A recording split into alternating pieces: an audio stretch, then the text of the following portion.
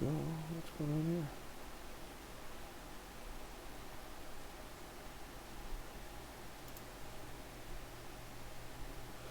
Not losing frames.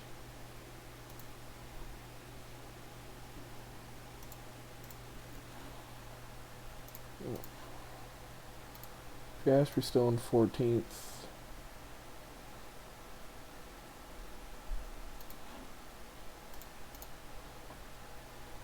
Keeping up, making a mistake though. Going down the order.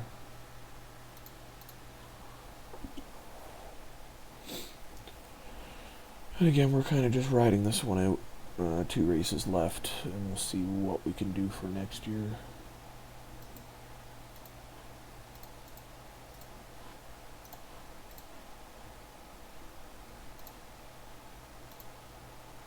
You're not supposed to pit for 6 laps, but we've got the room to work with, so we'll just pit you both. Piastri missing the entry. That is unfortunate. Not that it matters because we're so far into the bottom.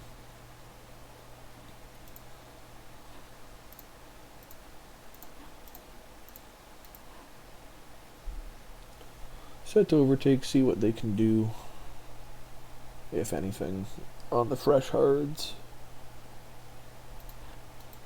Doesn't appear to be much.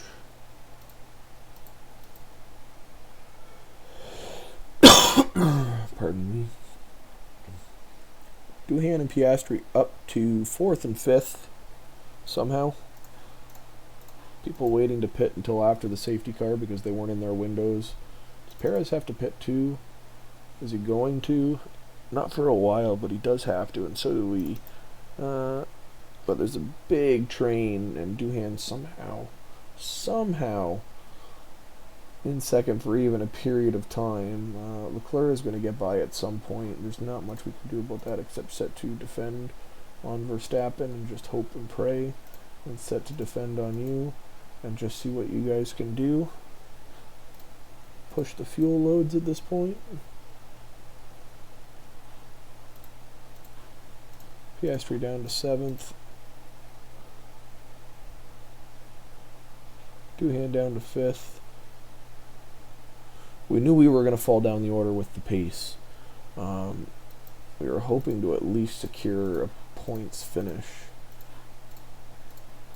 Because people not pitting properly, or another safety car anyway, would be supreme.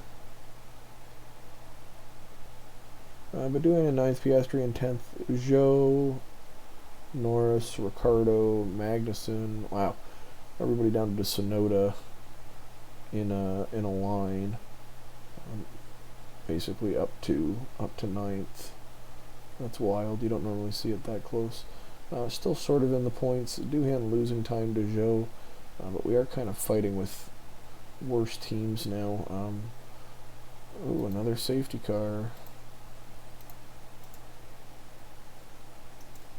It's the last 36 laps.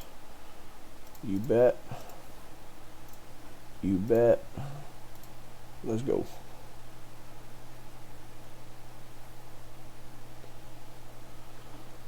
Is there anybody that hasn't pit? No, everybody's pit, except for Gasly.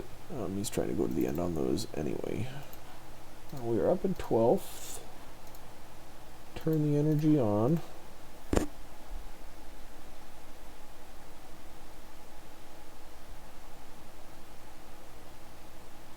Doohan down to 18th immediately.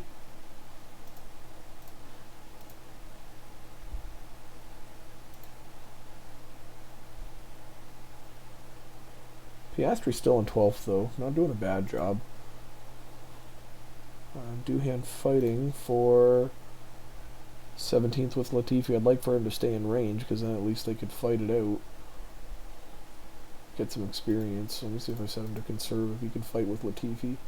If he is then slow enough to fight with Latifi. Piastri losing time.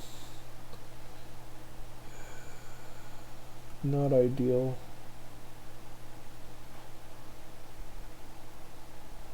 No, even on conserve, we're barely. Latifi's barely keeping up.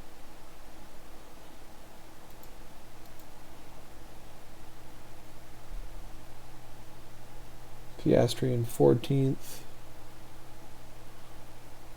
They're not going to score points, though, hopefully. Ricardo threatening to.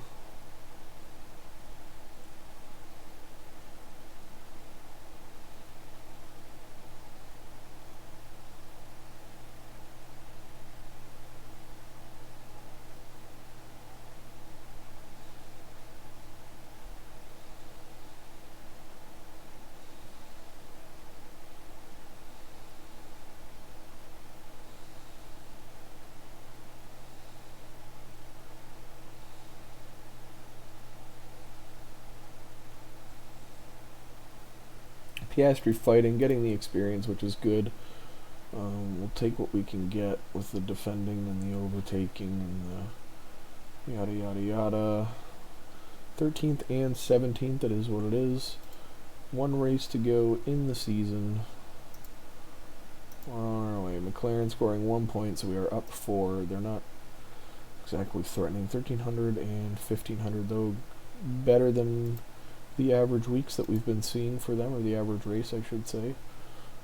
Piastri with another development point. Doohan with one as well. We're going to get this into the 80s, so he's just 80s all around. And then we'll focus on getting his braking up more. We're getting his cornering up, so we're just going to have like one supreme driver and more of like a backup secondary driver, which is going to be Doohan's role. Helipad poor condition.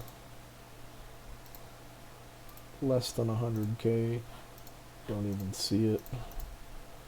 And we're off to Abu Dhabi. Bless. No developments available for anyone. Let's get this season over with and see how well we can do here.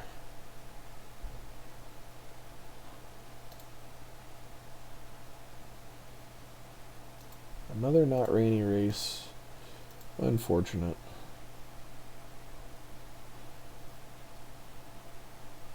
Last time we'll have to do the 0% setup too, so that's something. Of course. Always the last race of the year. They always have such good setups.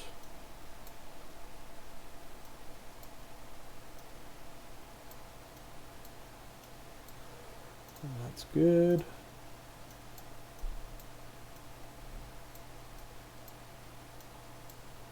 And that's good. Into the race.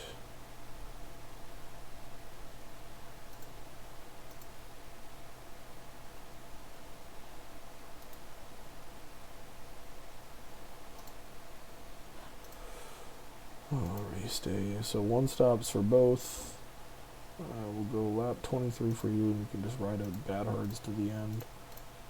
We'll go lap 24 to you to buy you out some time on those hards. Yeah, let's just pitch you guys at the same time. It's not like it matters. 17th and 14th. Engines are not feeling great, but you're up to 54. And that'll buy you time. You're at 50%. We don't have another engine to use, so I guess it is what it is. I don't feel like taking another penalty in the last race of the year. And we're off.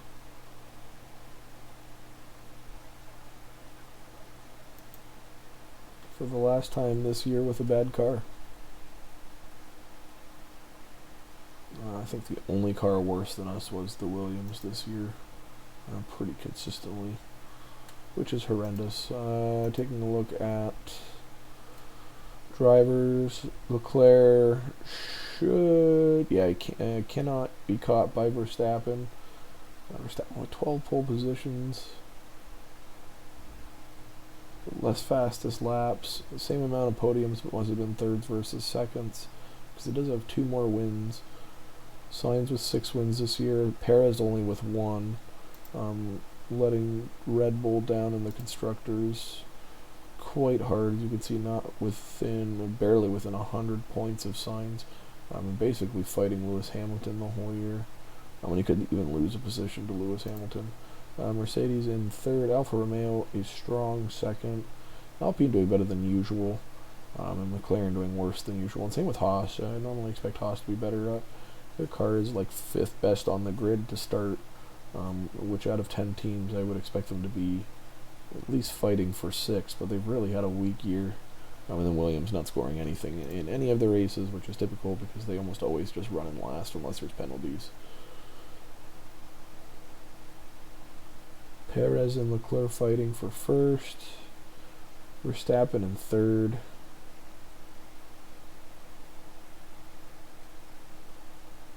Pit stops coming up eventually.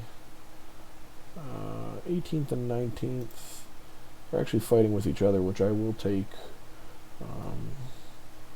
That's good experience. And in equal cars, so it's not like one is necessarily going to pull away. The braking stats aren't hugely different enough, but a successful overtake is 10 experience, and a successful defend is 5, obviously, so lots of good stuff happening here for both drivers.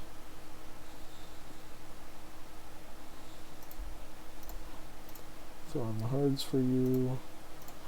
Throw on the hards for you, but I'm going to have you delay it by 1 lap.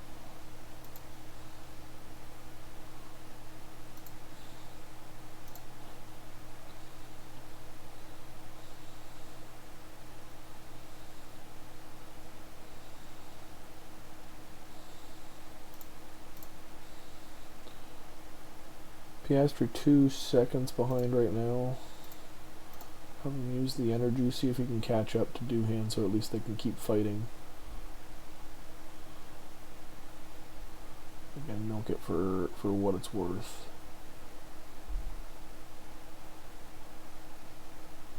Piastri, alright. In range. Should be good enough. They should just be able to duke it out now. Getting lapped by Leclerc. Perez already going after Albon. Piastri losing time to Doohan again. The engine issues playing their part. Hey Swank here, how you doing, my friend? Welcome to the stream. Last race of 2022, and then we're off to a greener pastures. No pun intended.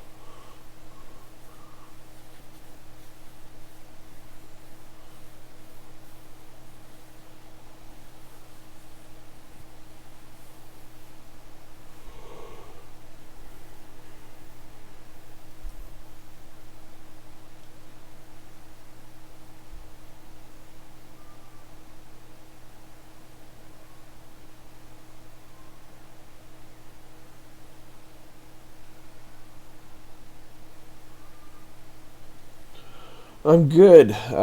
Debating what next year's challenges should all be. I'm thinking 7 developments for the entire year. Even with the number 1 car. Ooh, what lap is it? Do we have time to pit you? Or you? Not really. You guys just missed the pit stop. Of course you did. It doesn't matter, we're in last. I'm also thinking of hiring the worst technical chief and head of aerodynamics that money can buy, and seeing if that makes a big difference in overall development of the car for next year, because our research will have put us so far ahead that bringing in some awful people now might make a difference in terms of how fast we can develop the car and still be in first. But I'm not sure if I want to do that or not. I'm sure it would be interesting though.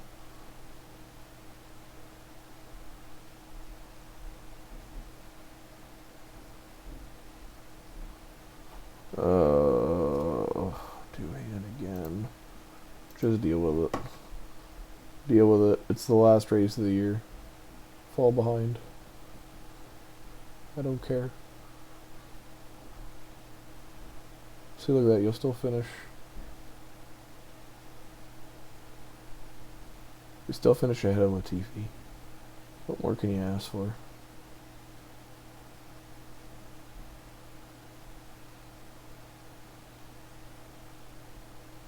Piastri will technically finish. Oh, no, he won't. Oh, holding off Alonso for quite a while there. That was a good defense. Some good experience. I'll take it right at the end. Perez takes the dub. A little too late, my friend, for your second win of the year. Verstappen losing out to Charles. But we hold 7th, which is a solid year for us. Decent experience gain. Oh, why is Piastri's growth potential higher than Duhan's? That was not the case when this first started. Maybe Piastri is the better driver now. Yeah, his control is a little lower. I mean, as a rookie, they're always more inclined to make mistakes anyway. So it kind of just is what it is. What do I want to do? Another suspension. We could sink some time into a side pod research here. Max out the airflows, decrease the cooling, increase the drag. Okay, so we can't do that much. Nope. Nope. Okay, that'll be done right at the end of the season. 11 days left on front wing, so we'll probably only be able to squeak in a suspension upgrade at the end.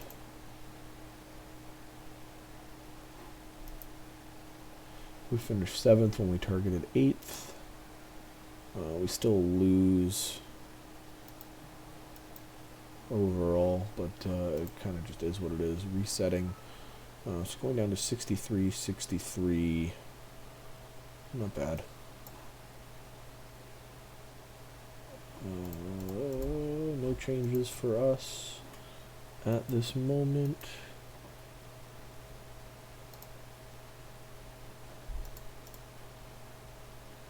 What was I doing? Development, research, suspension. Let's dump some time and effort into this. Still reach the end. We've got 5, so now we can see how much we can play with.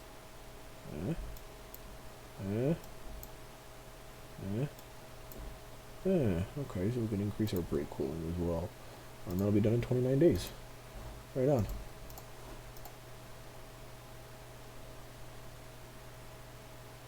And we're off.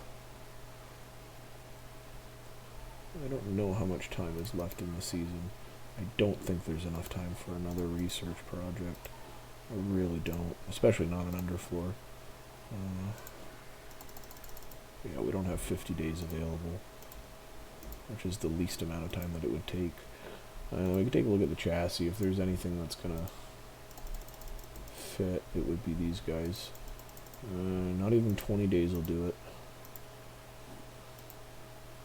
What if we do this? Just don't focus anything. You know, still, it takes more time to not focus anything than it does to focus everything normally. That's interesting. Alright, so we've done everything that we can. We got a few extra projects in because we upgraded to design level 4. Yeah, and as you can see, 2 literally right at the end there. So side pods and suspension finishing on the last day.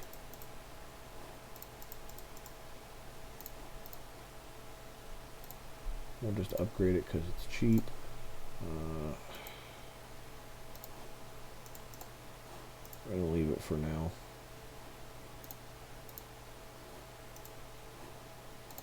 Merchandising, that's what you want to go for. Race day factory events, regular factory events.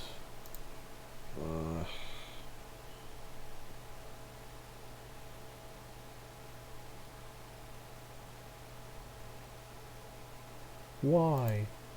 Why you gotta have a race driver performance? So only 10 races where Duhan will be performing worse. and we're going to go to 5 million, or 1.3 million for 5 appearances to minimize the experience pause on Doohan, or on Piastri, I should say.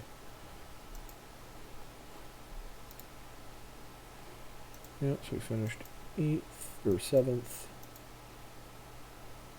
Pole position bonus point. We're going to stick with Mercedes. I mean, Red Bull is technically the best engine to go with. But they do have better wear resistance, better thermal resistance, which is kind of what you're going for, because I don't have great engine cooling. Gearbox durability is a lot better. 45%. I mean, it doesn't really matter. We're going to dominate anyway. What should I take? What engine should I go with? You help me decide here. Pick whatever one you tell me.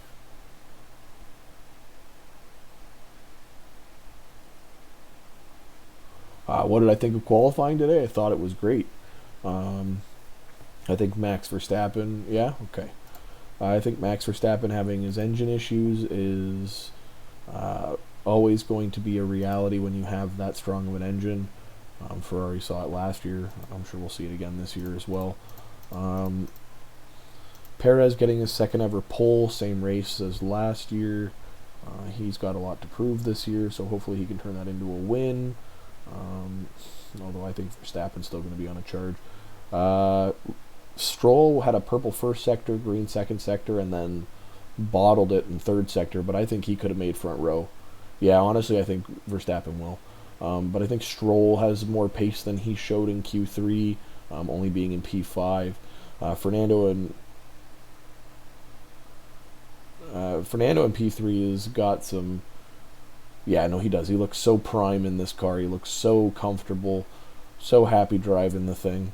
So we'll see what he can do this year. I'm sure it'll be good.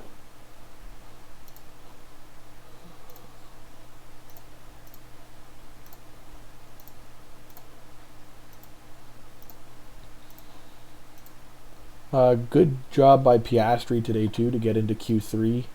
Norris out with a small bump.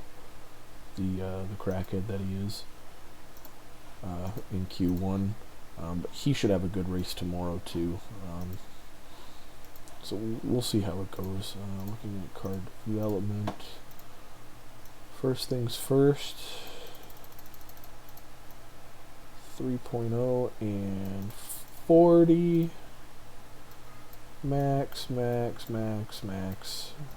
Don't care about. 73 days to the completion, so we will have an intense research done by the time it's time. We're also going to design a really strong suspension to start the year.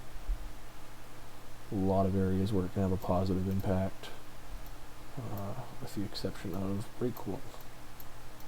We're going to see it drop substantially here, but I've always said between 55 and 60. Yeah. Toto has even said at this point, if he decides to leave, he wouldn't be surprised. I think it's an inevitability, truthfully. I just don't see him being happy there long term. I don't. Even though he's got the brand, and they give him so much opportunity to do other things, I don't know, And I feel bad for George, too, because he just joined a team that was supposed to be fighting for championships, and here they are, right back at the bottom, essentially. If you're not winning, you're losing, right?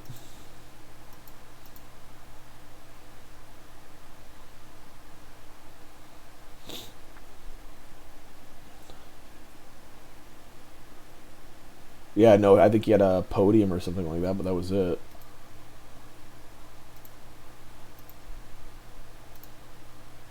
This has paid itself off. Easy to recover. Helipad, we will increase. Hospitality area, don't care about. Staff facilities. Team hub needs an upgrade. Car facilities. Factory is just about to pop. but we will get there. Car parts development, new suspension. Do we have to design or manufacture this one first?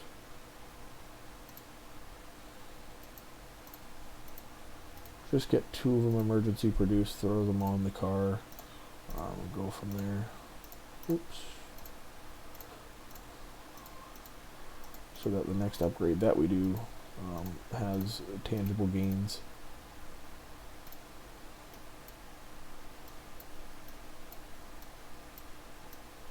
And as you see, still quite a bit of growth to do on the suspension side of things. Can we afford to not focus our cooling? Yes, we can, and see even bigger growth elsewhere. We can get 2 more in. I'm going to do another intense, and then we can rush one in as well. And then we wait. This should be the side pods.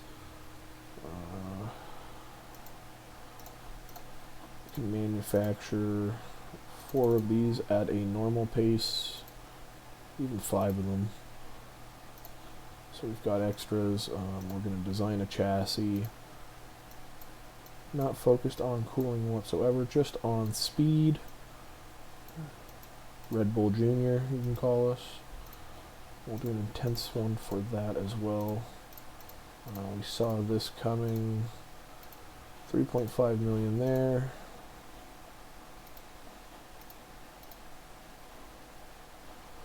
Board room complete. Yada yada. Tour center is done, so we're going to have far more passive income. And this should be the underfloor. Oh no, this is the suspension. Underfloor is coming soon though.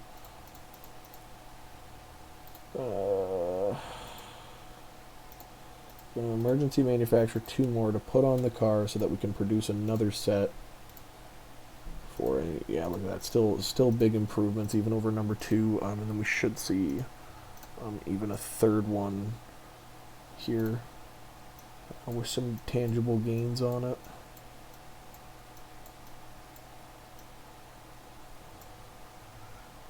This will probably, yeah, this will be the last one that we do. We can rush that in 20 days. We'll have it just before the race, and this will be it for suspension. We won't touch it again for the rest of the year. The suspension is as good as it's going to get, which I'm happy with. The chassis is complete, which is nice. What else can we get into now? We still don't have, oh, we do have time again, so we're going to get into the wings.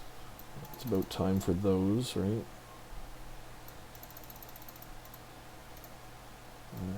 We're going to not look at sensitivity, not look at braking. Maybe we'll leave it as is, yeah, because it's still going down.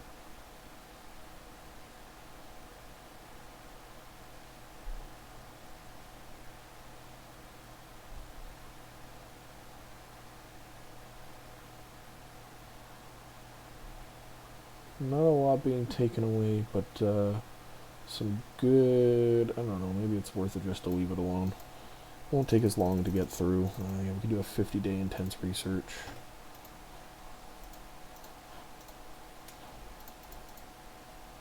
Did we manufacture the chassis already? I don't think so. We did not. So we'll have 3 for the race, another one shortly after. Can't forget to equip that later. This must be the underfloor coming up.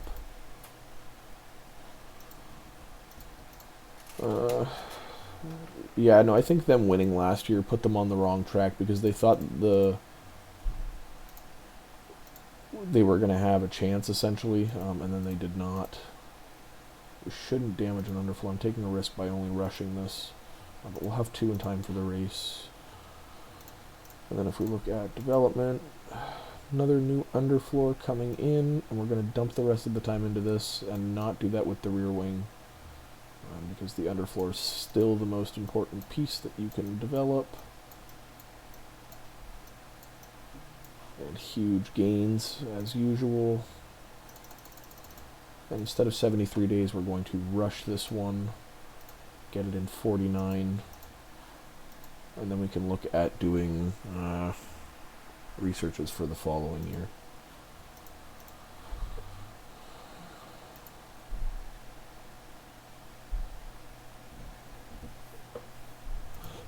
I think it will be. Yeah, I think Alonso is going to defend for his life against this guy, right? And really try to keep the position for himself. So it could work out very well for a nice battle for us to see. I would not be mad about that in the slightest. What was it that just finished? Our last suspension. So more gains, very slight this time, which is really, like I said, the kind of the last thing that we can do here. Can I produce? I can produce 3 of them without going into debt, and that's kind of what I want to avoid. And we'll wait till after the race to start a new project, because the race is in 2 days anyway. Team Hub is upgraded. Let's go to the warehouse and equip the things that we need. So huge gains from the chassis. Front wing isn't ready yet. Rear wing's not ready yet. Side pods, big gains from those as well. We move up to 7th. Underfloor is going to be the biggest gains. So we're now the 2nd best cornering car on the grid, and we're getting very fast as well. And then suspension moves us into the top for top speed. And the only reason we are not the fastest on the grid is because we are facing off against a Red Bull engine and with the Red Bull car. But if we take a look at the analysis, we should be pretty much right up there with them. So they have us beaten top speed. We beat them in acceleration. We dominate them. I wouldn't say dominate, but we are better in the corners. And although they are better in the dirty air, our cooling is exactly where it needs to be here, and we don't care about engine cooling. So that is what it is. All right, driver development points now. 78 for Doohan brings him up to a 75 overall. 1 available for you, so you're an 87 in cornering. Hulkenberg with 2 available. We'll give him this. Not that it matters. We're going to face off against him in a few years. That'll kind of just be what it is. We can now go.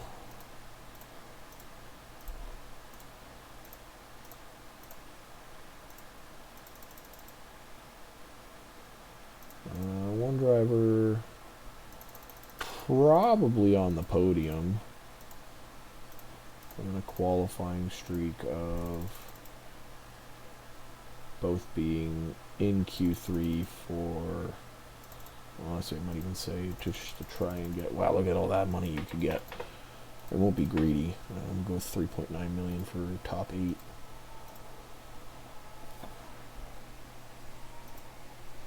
Alright, let's update.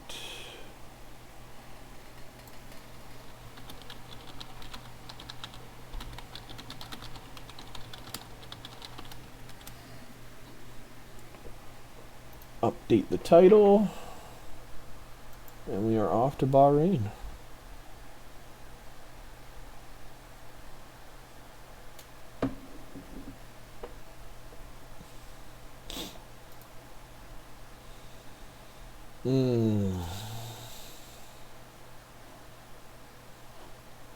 So I said we were going to have some difficult challenges. They're also going to be time consuming. But it is what it is. Gonna push the limits of what we can do to make our drivers screw up in a good car. And the only thing I could come up with is setup on its own isn't enough, because there's the acclimatization and the car parts understanding. So we are going to really test this theory and not send them out for practices. Get them the worst possible setup. They're not going to know the car. And then we're just going to throw them into qualifying. They're not going to know anything at all. Essentially, all we did was show up on Saturday, put the car in front of them and say, go do your best. Right? So we'll see if it makes a difference. Is it a little time consuming, unfortunately, but if you guys watch this on YouTube at any point, youtube.com/@NovaWheel, same as my Twitch handle. I will skip through some of this stuff likely, or maybe not. Or you can at least skip through it on YouTube, all the boring segments of it. I just get to the good stuff. But we're gonna see how this works. I'm very curious to know essentially what's gonna happen. Will it make a difference? Will they crash in qualifying? What will happen?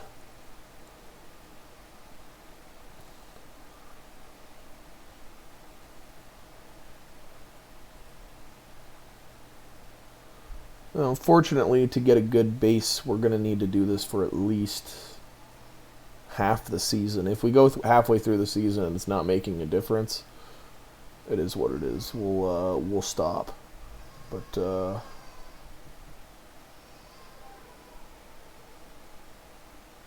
we'll give it a shot anyway, and see how we do.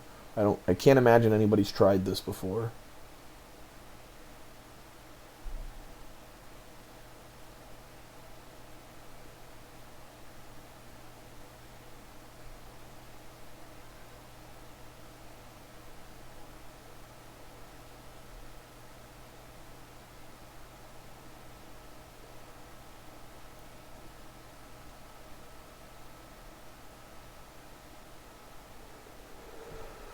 Oh, this is gonna be rough.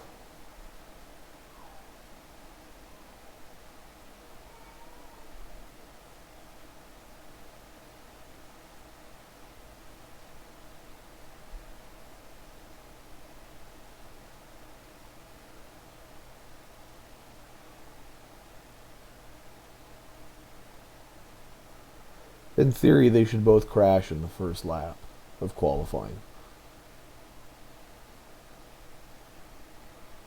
Whether that's realistic or not is to be determined. But imagine the engine saving. The only engine usage we're going to have is qualifying in the race. No practicing. We talking about practice. We've made it through P1. We've got 2 more practice sessions to go. I really wish you could go faster than times 16 in situations like this. But I mean, realistically, it doesn't take long to get you through an hour. Handful of minutes.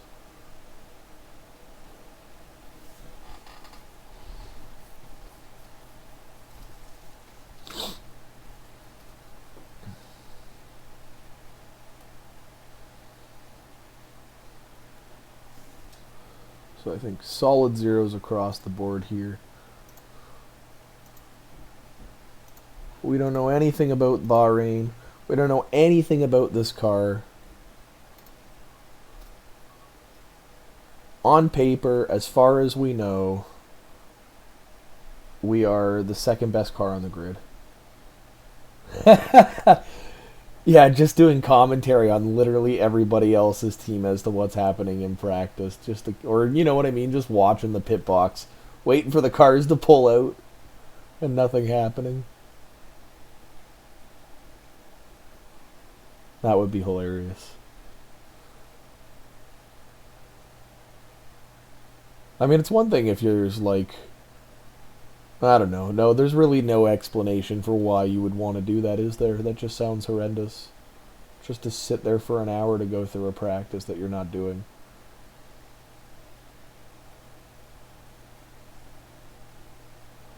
I mean, technically, if you were looking at this from like a realistic standpoint, these drivers are sitting in the car with the engines technically running, waiting to go. So we could get tickets for loitering.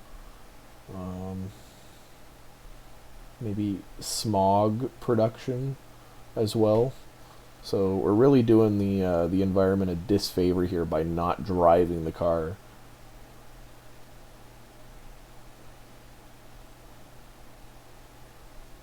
Yeah, no, exactly. It's fun to watch.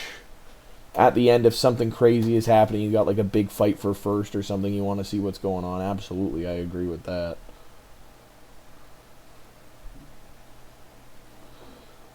But we are getting through.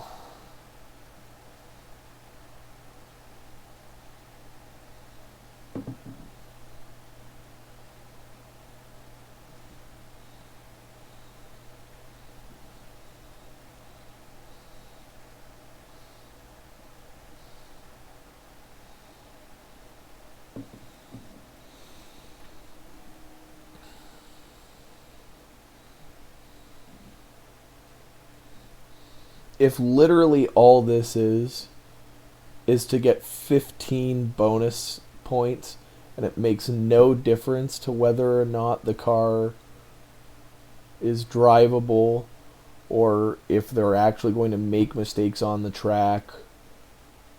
Like, if it's literally just a bonus point system, I'm going to be so upset. There has to be something that makes a difference.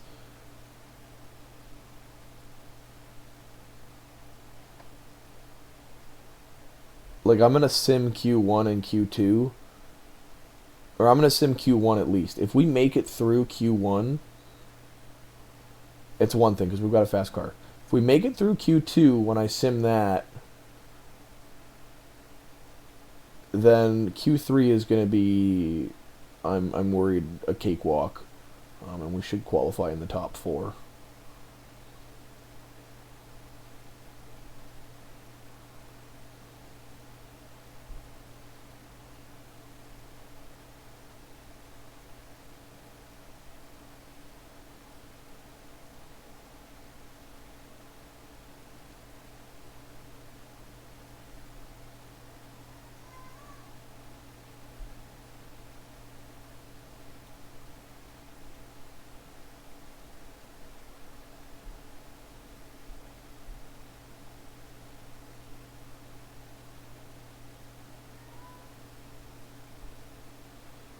Yeah, exactly, right?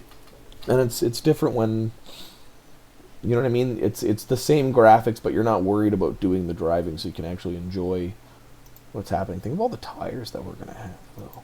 Oh, hold on, I'm gonna get a phone call. Hello? Hello? Hey. Mom's coming to pick up my tech and Pepsi. She'll text you when she's there, so have it beside you, okay? Where are they? My Pepsi should be there on the wall. Or, not on the wall. On the, desk. Okay. And my Tecta...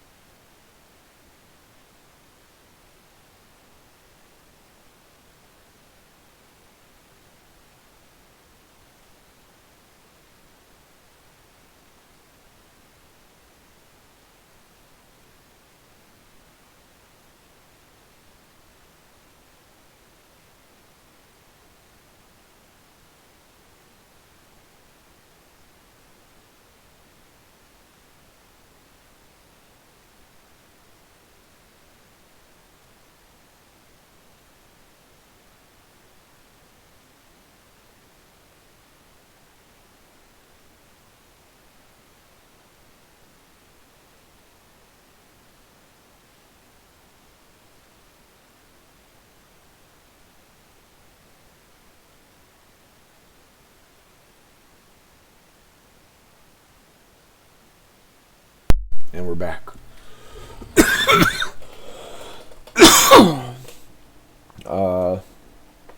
Swank, you're the other gentleman that we always see in here, Reezy, has really been pushing me to get into F122 to try and grow the channel. Is that something that you'd recommend? I don't understand a lot about the game, but the beginner lobbies seem like they're relatively easy, no collisions, so it's just about whether or not you're actually good at the game. So I thought about it, like doing like open lobbies or whatever, but I don't know if it would necessarily be worth it.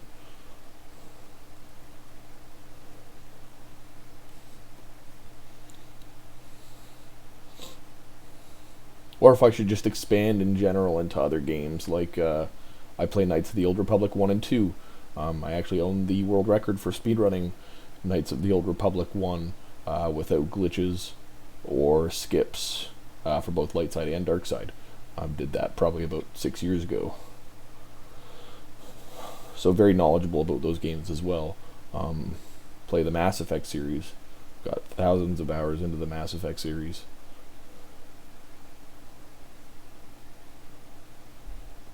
Yeah, exactly. There's not a lot of time to interact with people in chat, and I enjoy more of the talking than I do the playing. This is fun because there's people to talk to.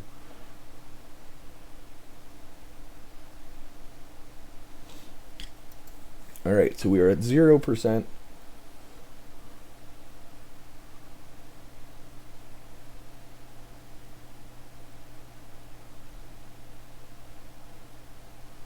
Okay, so we are at 0% across the board.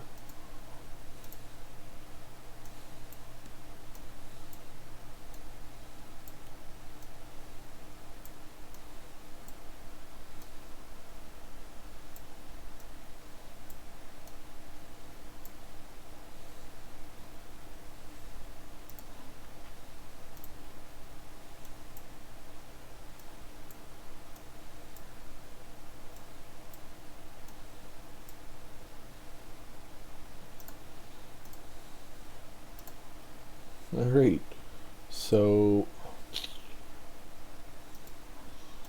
sim the session. Time to see how we do. 3rd and 6, not having driven the car. 1% confidence, 0% confidence. Oh yeah, absolutely. There's actually 2 games coming out. So I think I mentioned this before. There's F1 Manager 23 coming out late August, early September, like last year. And then there's an open wheel, sort of like the old management sim game that there was, the open wheel manager. There's going to be another one of those that's not endorsed, but they're saying the previous generation had things like training academies and being able to negotiate engine contracts and other things like that. So if they included that in a game that came out in like 2010, the future is looking bright for motorsport management.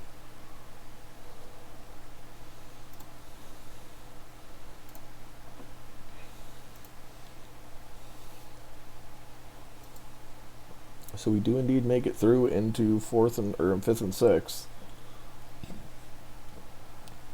Yeah, they're saying that's supposed to come out late June, early July even. So good chance for some cool things to happen.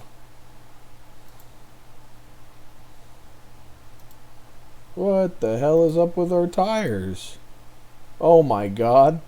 We can't actually use any of our soft tires. What have we done? Okay, so by not practicing and only doing the qualifying, we could literally only use 2 sets of soft tires for the entire set of qualifying. So we used a set of mediums too. That is amazing. Okay. So there's a bug that nobody ever thought was going to happen. Not being able to use any of your tires. So I literally can't even go with the allotted strategies now. That is so bizarre. I'll tell you what, I wasn't expecting it. I was not expecting that. That is funny.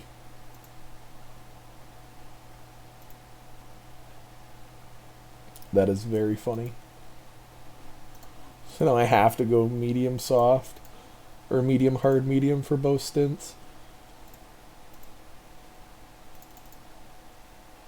That is absolutely hilarious. Okay.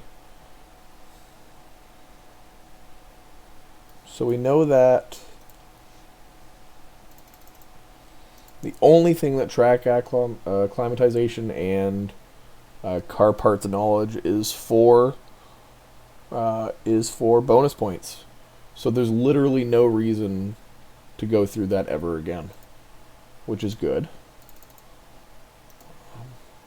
But we did find a way to break the game, so that's also good.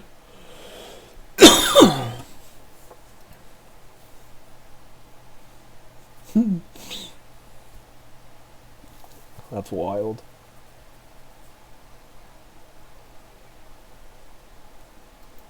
So 4th and 5th, 3rd and 5th, 3rd and 4th, fastest lap, Doohan's pushing. Whether or not we will get any more than that is to be determined. But, man, that is funny.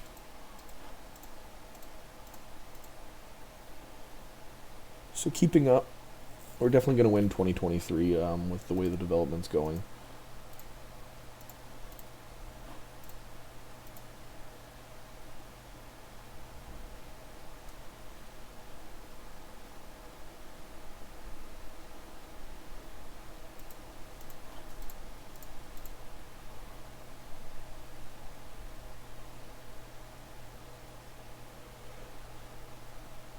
So continuing to fight, Leclerc and Verstappen pulling away early. It is what it is. We are far more competitive. This can be great for the constructors. Yeah, we're in 3rd.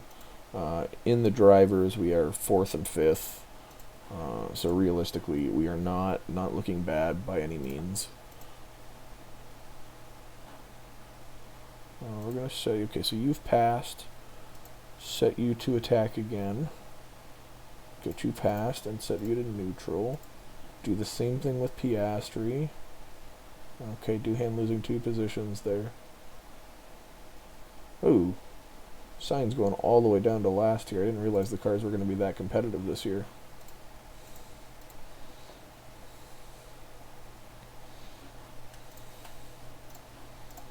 Doohan's going to have to pit first. We're going to have to go down to standard with Piastri now. We'll ignore that for the time being. And pit him this lap.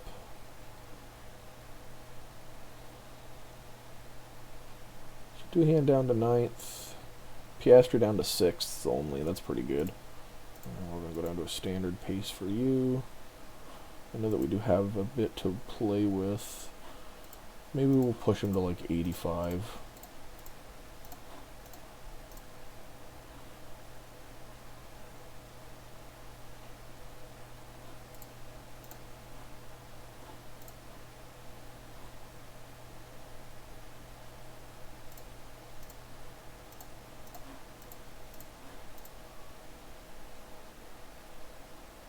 Fourth and 6th, still just kind of fighting it out. Piastri fighting with Hamilton and actually pulling. Hamilton's pulling up to Doohan, I should say. But we will throw energy on neutral for now and just kind of coast it out, let him fight. Things are going much better. Perez also joining the fight. Alonso trying to catch up, but likely won't. So quite literally, other than the fact that Hamilton is here, this is quite literally like real life. We're just sitting up at the top for 2023.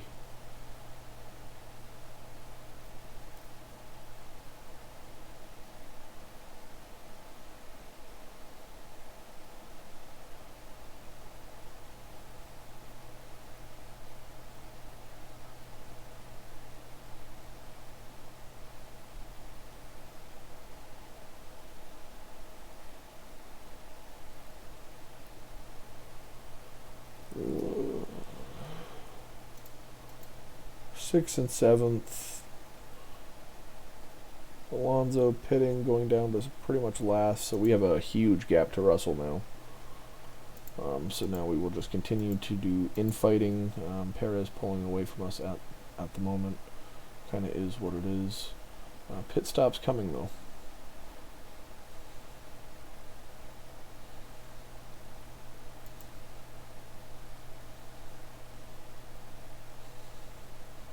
That Ferrari's still quite rapid.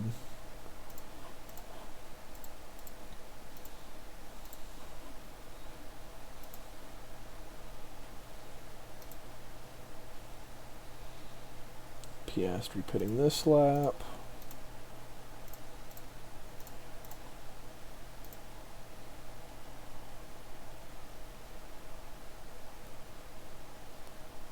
I'm really excited for the race tomorrow. It's going to be such a good race.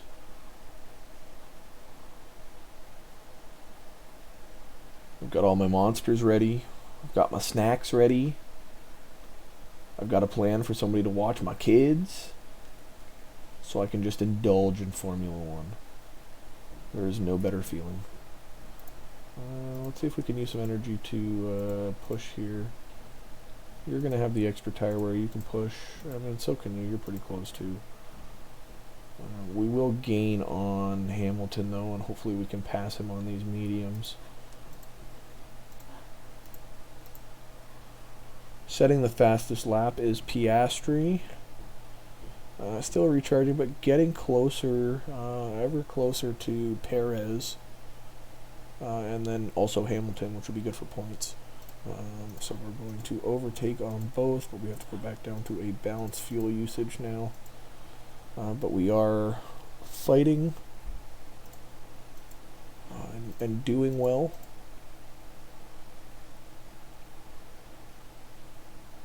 Tire wear, we're going to feel it at the end, but it is what it is. We're going to have one more shot at this.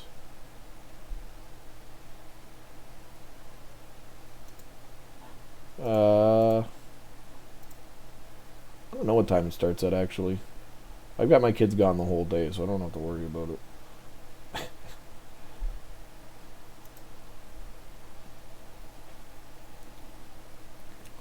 So Perez by Hamilton by Piastri. Piastri leading the group. We'll see if he can pull away here.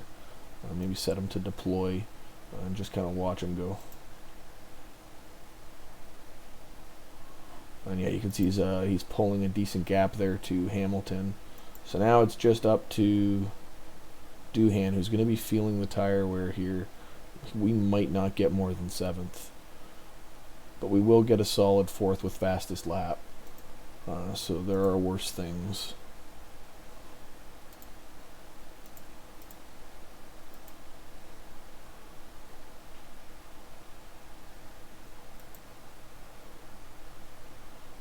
We have DRS, but tires are going off.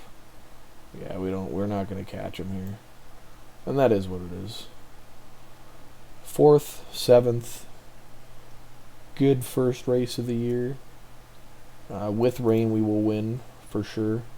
So we have to hope for those. But we are in 3rd in the constructors. Red Bull and Ferrari neck and neck. But this is what I was talking about in terms of development. This is what we want to be seeing every race. Exceptional races for both young gentlemen.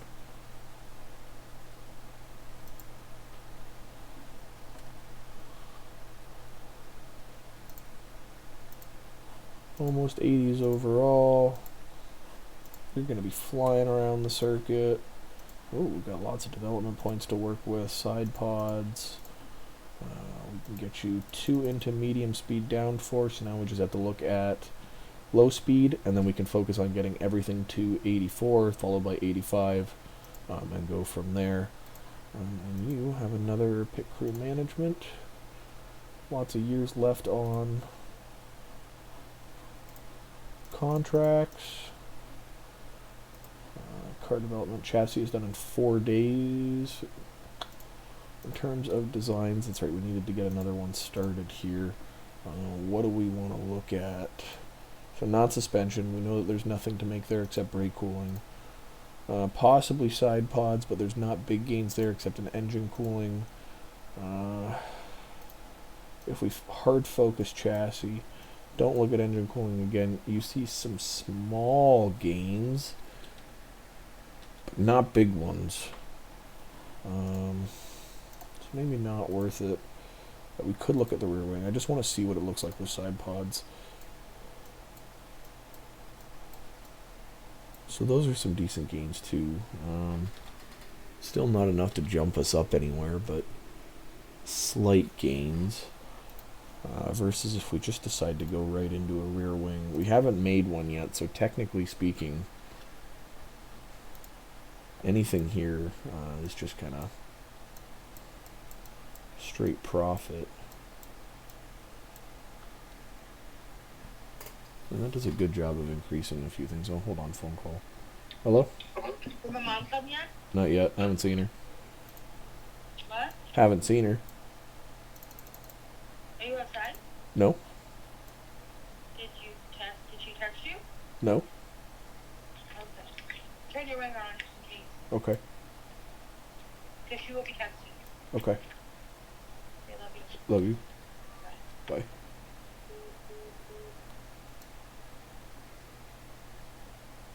Only slight improvements there to take away from everything else. Maybe we'll just, yeah.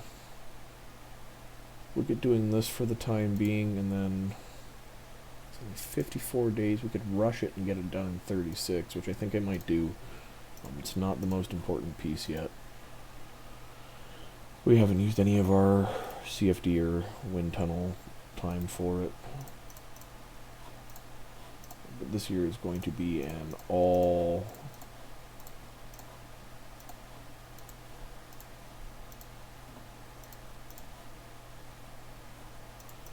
development year for as long as we can. And we'll upgrade our design facility when we get the money to do so at a later time.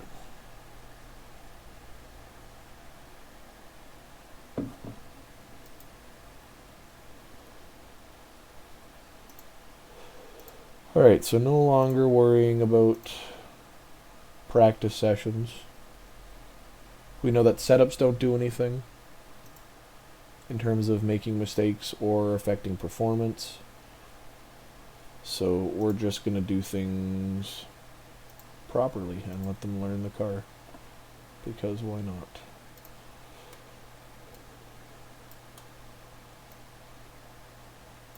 I have to get good at doing these again. It's been so long since I've had to pay attention.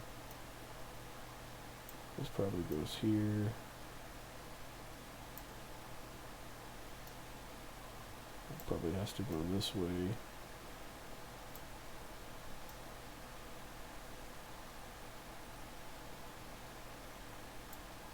Okay, so maybe this does go this way then. And this comes down just I'm sure that's good. And for you, we have an optimal, which is great. This needs to come this way. This needs to come back up. Apparently, this is going to go this way, and that's actually sitting on the optimal position, so maybe we'll just go with that.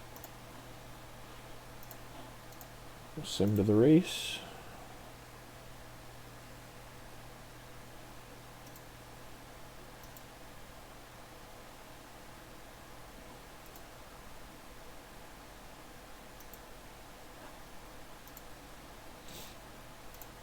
Hards to mediums.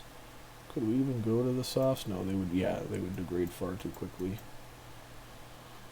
We won't be able to push on these though. We can for quite a while if we really do extend it, but I'd rather not. We'll push how much time we can be on these mediums. So we'll do lap 30.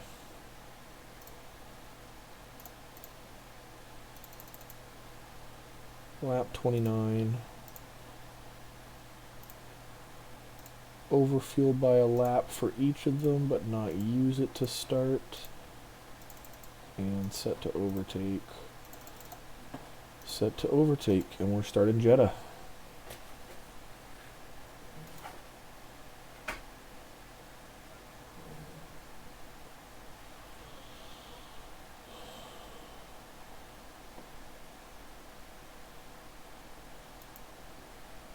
And we're off and moving. Doohan down in position to start. Piastri doing okay. We're kind of just both hanging in there. We are on the hards. Everybody else, some people are electing for the hards, but our car still does have some work to do. Though we are fast, we have some work in the corners to do, which we will get to with our front wing, rear wing, another underfloor project coming. Car will be the strongest by the end of the year, and we should have the double championship. 5th and 8th. Piastri kind of in no man's land. Let's see if we can push him up. And we'll do the same thing for Doohan and see if we can get a couple of overtakes here. It doesn't look like Piastri's going to be able to close that gap, though, so we'll save the energy for now. Doohan still fighting away. Even if he's not making overtakes, at least he's getting experience for failing them. He's got people behind. That's a big train from 7th to 12th. Or 6th to 12th, even. Piastri's still just sitting in no man's land, but that's fine. We'll just let him grind away. Doohan turning on the energy. We'll see if we can make some overtakes here. Doesn't look like it. Although trying his best. We did pull away from Ocon and Gasly for the moment, but they caught up almost immediately. So we are back to recharging again. First pit stop of the day goes to Verstappen. We're going to go neutral on both these guys for a bit. We are up to 3rd and 7th, though that is going to be temporary. If there's a late safety car, we always start the herds for that reason, because you never know.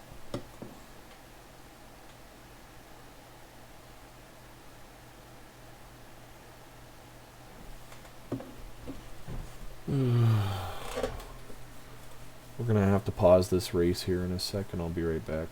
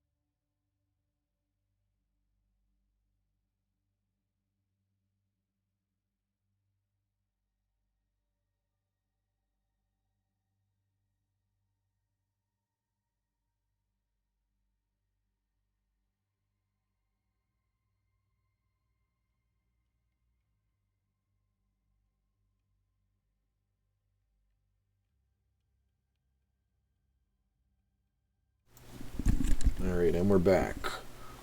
My apologies for the delay. And we're off.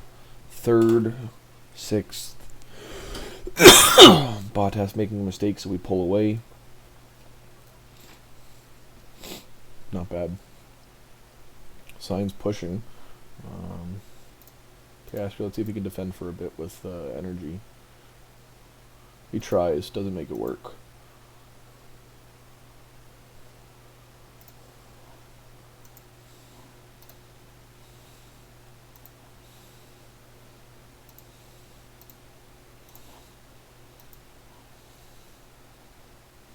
Doohan's coming up shortly.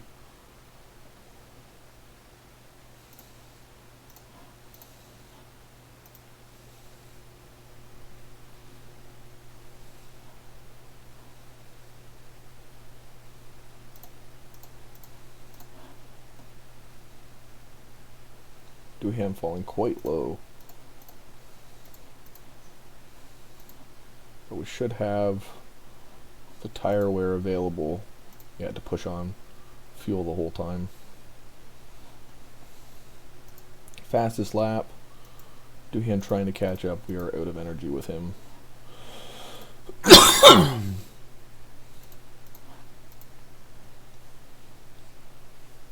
Fifth and eighth. Not a bad effort. 22-second gap to Norris, so he's safe for the race. So let's go back to a balanced approach. Well, Perez making a mistake.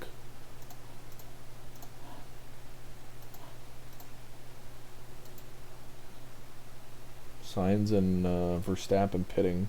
We elected not to for the positions, and that seems to be the right choice here. Though I doubt we'll keep up with Verstappen. We will take a solid 4th, 5th. Bottas still quite far away. So I've got no complaints.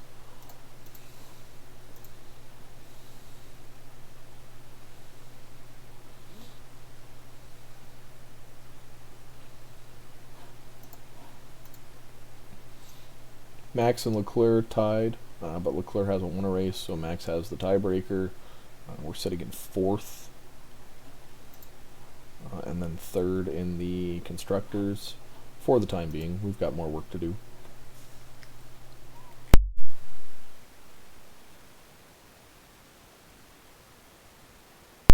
Alright, overall, good race for us.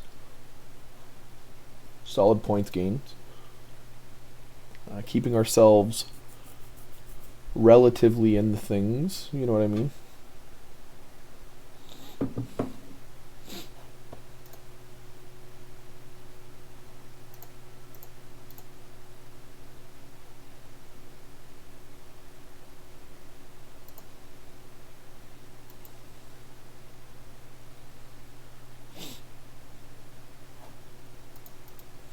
Floor is manufactured.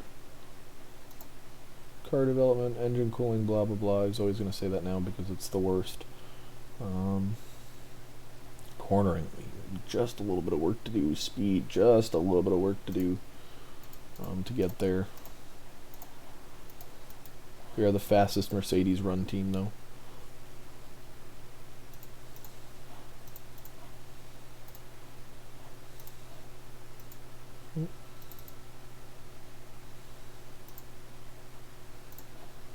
We'll just produce 3 more. We're not making any, or not designing any more of them, so surplus of them is never a bad thing. We'll go minimal regulation changes.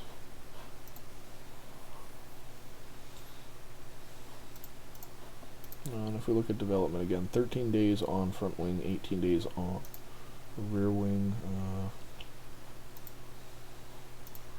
Front wing gets finished here.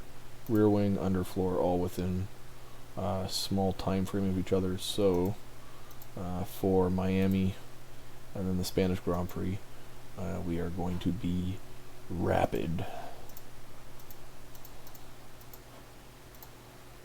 We'll make Q3. Qualifying position both in the top 8 seems like a fair.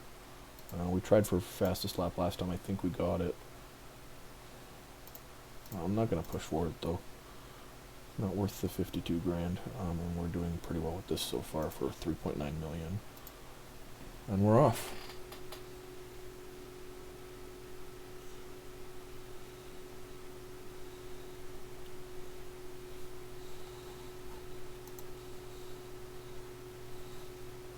Ooh, rainy race, here we go. Ideal. Quite ideal.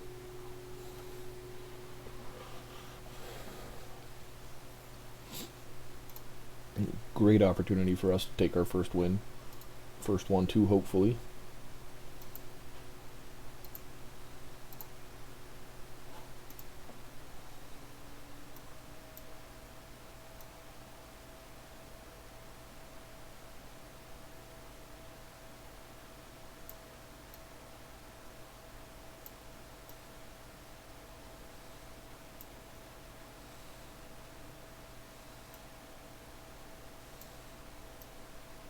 That's pretty good. And then for you,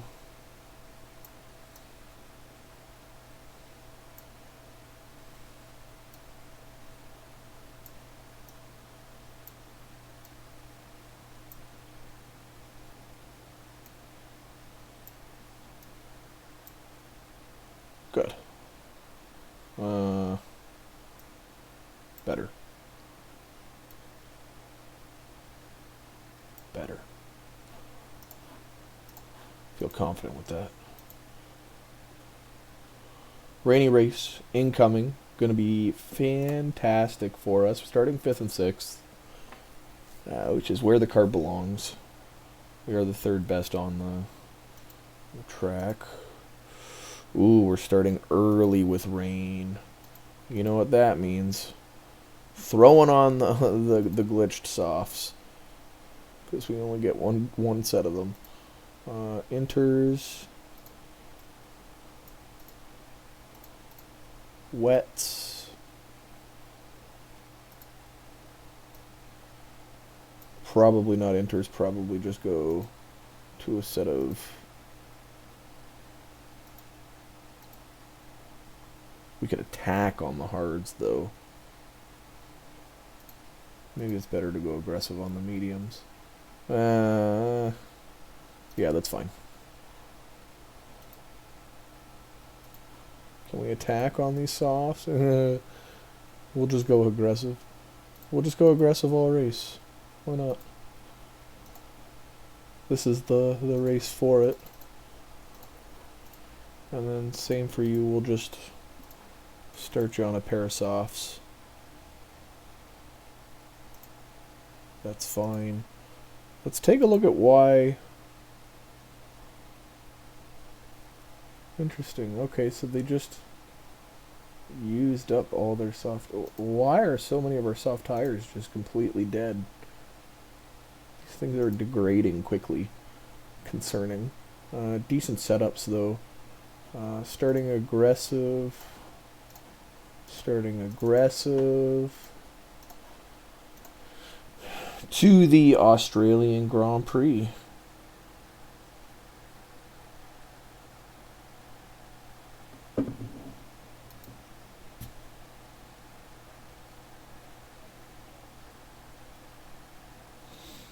And we are off.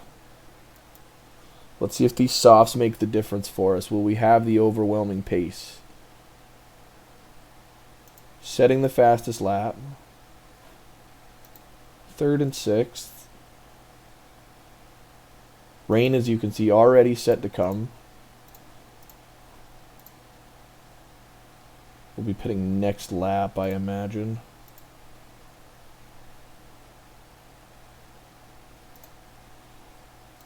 Did we miss the entry line? No, we did not. Inters for both of you. Oh, it's so good. Double stacking, but it is what it is. Only a 1.5 longer. Gaining some positions. Some people still not pitting. That is wild to me.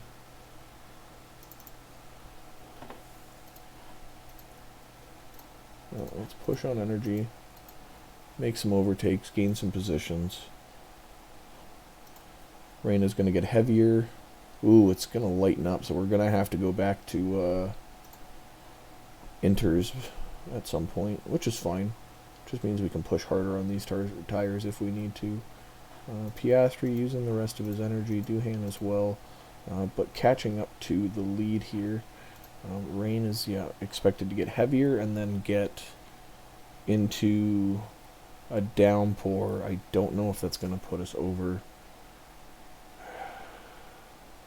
We'll be able to find out before.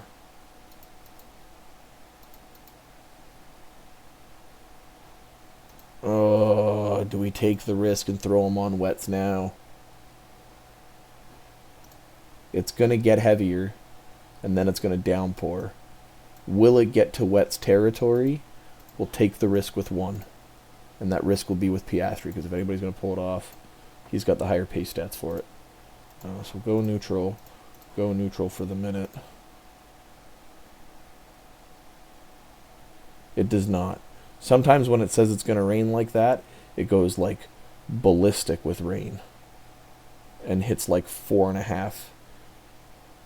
But the wets are coming, so we're going to pit you now. Well, everybody getting through just nicely. Signs for Verstappen, Leclerc all pitting. Hey, Piastri gains 5 positions.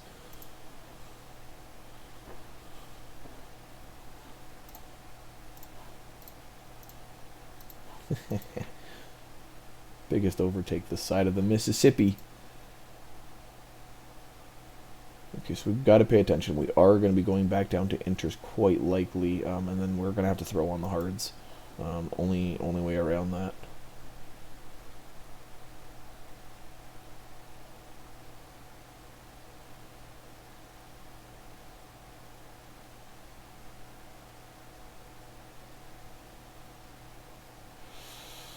Trying to catch up, not seeing very many gains with it right now. It's going to start getting lighter, so Inter's weather is coming back. Just got to keep an eye on it. It'll be a few laps.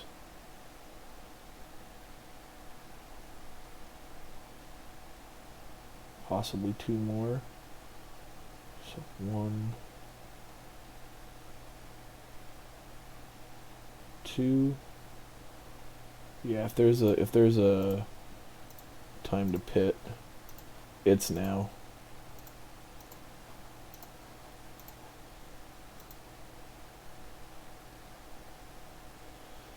We'll see better pace. We've only lost a few positions. Other people electing to pit as well, so we will actually gain some out of it.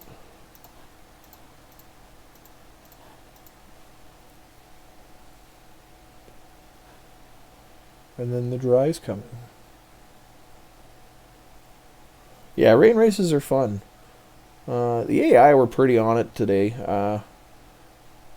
They did well to pit within the first lap for the most part, or we didn't make the gains I wanted to see on inters for it to have been a 1-2 for us, but it's another good scoring race for us, and unfortunately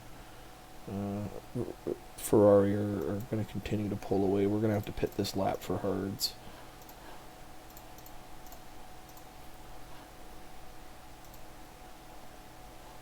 Should we? Can we get away with mediums? Well, we can't get away with softs, I'll tell you that much. Can we get away with an aggressive? We can. Okay, so we can get away with an aggressive median stint for both the drivers here.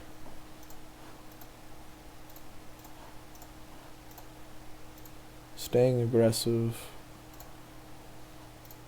We're going to push fuel and see if we can take advantage of the fact that the track is just dried up and we're going to have supreme pace compared to everybody.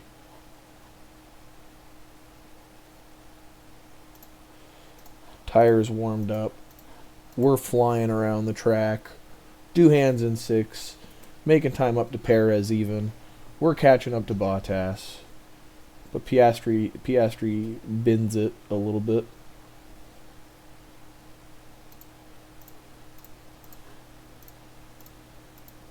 Setting another fastest lap. That's what we like to see. So close to Bottas, we might even be able to catch up to Hamilton at this rate.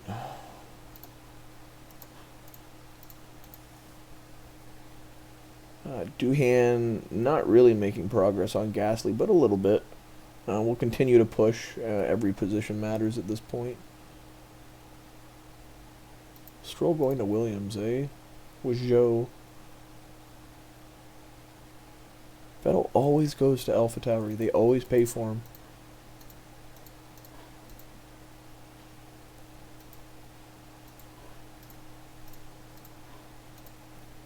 Come on, Piastri.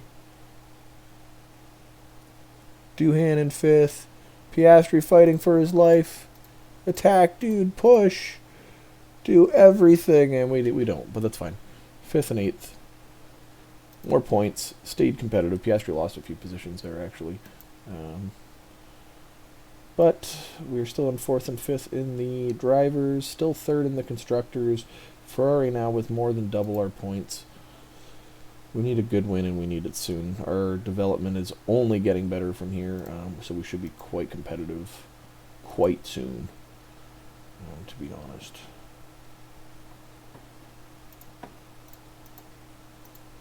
Minor technical changes, minimal. Only ones who wanted regular were the 3 teams. That's interesting. Not that it means anything.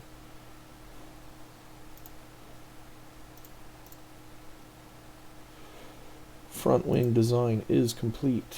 That is ideal. We can manufacture 6 of them for $3 million. Start a new development.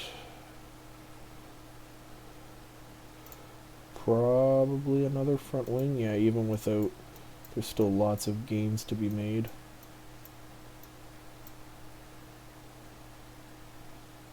See a 10% increase in airflow sensitivity, massive gains everywhere else. So we are going to rush one of those. Get that in as soon as possible. Check for development points. So he's 80 across the board here. He's almost 90s in 2 of his driving stats. Hulkenberg with a 57. What do you got here? Start working on the chassis a bit. Almost a 90 in pit crew management. Pit crews are at 68 in front and rear tire jacks. We're going to keep working on those. And the only other things we're going to want to work on at some point are getting our wind tunnel and CFD simulator upgraded. They're both going to need it, and soon.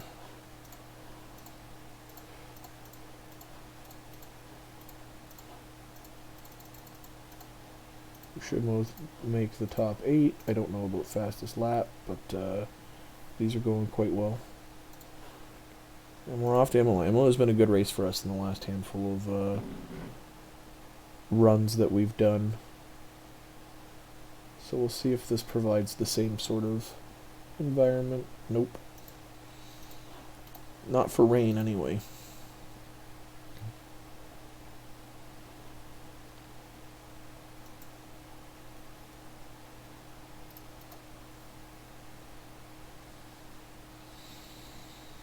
Fourth and 5th, though, faster than Perez, which means that we do have better pace than that Red Bull.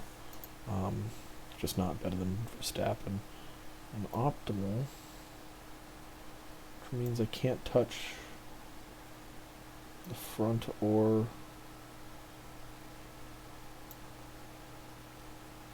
rear wing. So that's got to be pretty close. That's a good... That's got to go there. I'm sure this has to come down this way. Does this have to go up? Maybe this goes one more this way, and then there. I know this is supposed to be great, though.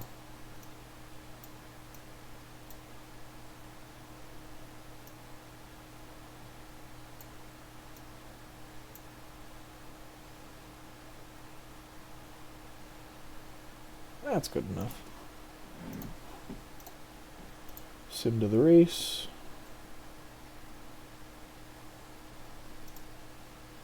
4th and 6th. Not bad whatsoever.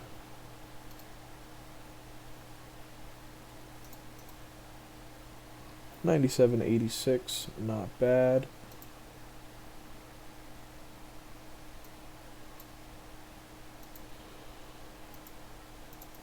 Oops.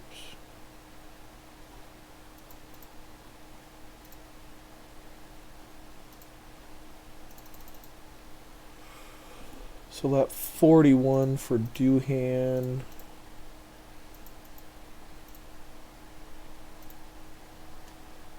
That 46 for Piastri.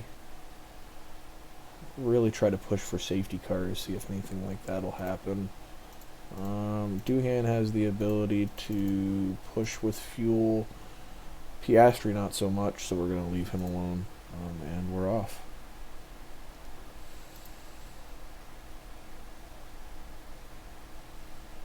They're both right over here.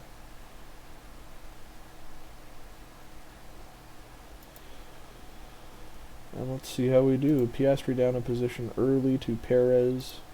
Oh, I forgot to set Piastri to overtake. So let's see what happens here. Doohan and Piastri kind of fighting it out. Passing Perez again. Out of energy now. So I'm going to need to recharge. I'm losing some time, unfortunately. But Piastri fighting. Doing quite well. The upgrades are playing their part. While we keep Perez behind, and then keeping up with him with neutral energy will allow us to fight. Doohan catching up again, actually doing a good job to get himself back into DRS of Perez. We're really pushing to anyway. Good for him. Both on the hard, so is he. Leclerc the only one deciding to go. Does that mean they're all going softs though?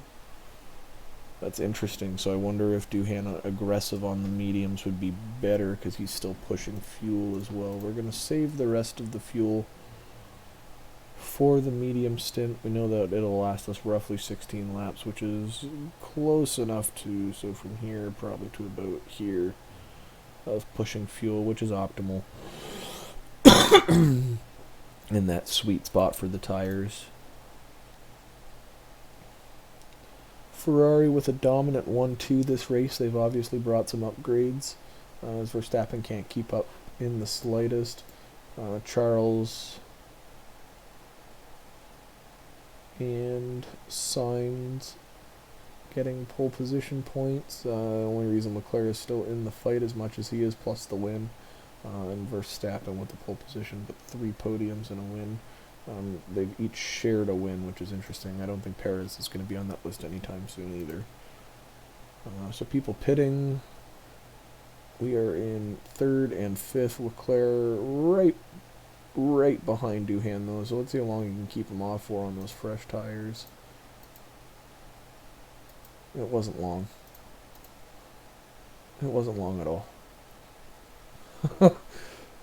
He's catching up on Perez quick too. Ferrari have pace, man. Woo.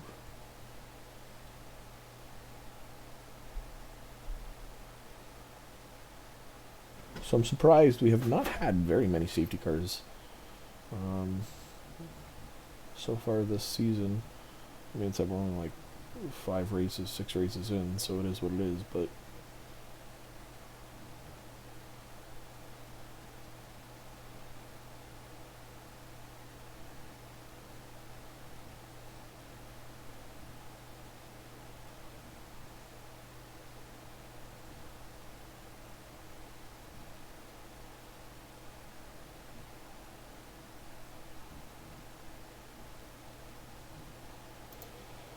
so you're pitting to the mediums. We can set you to aggressive.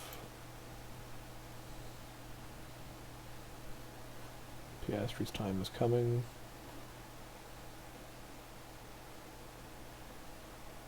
Doohan aggressive. We're pulling past Alonso. We're going to push on fuel up to 6th. Even gaining on Perez for the moment.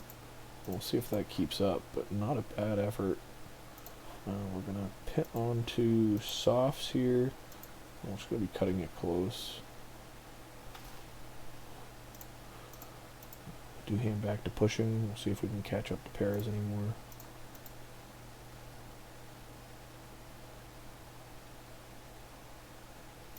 A bad effort there. Piastri in fourth. Will he catch up to Verstappen? Likely not. But we will let him push on fuel for the time being.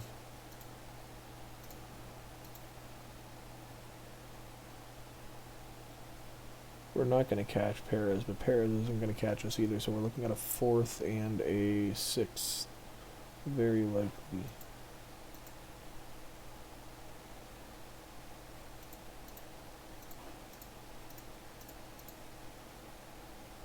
Oh, Duhan does catch up to Perez. This could be ideal for us. Handful of laps left to go. His tire wear going atrociously. Oh, yeah, so it will be fourth and sixth.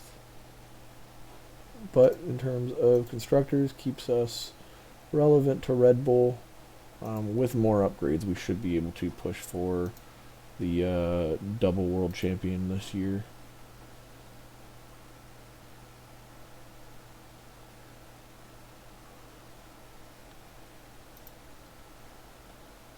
Almost a podium place.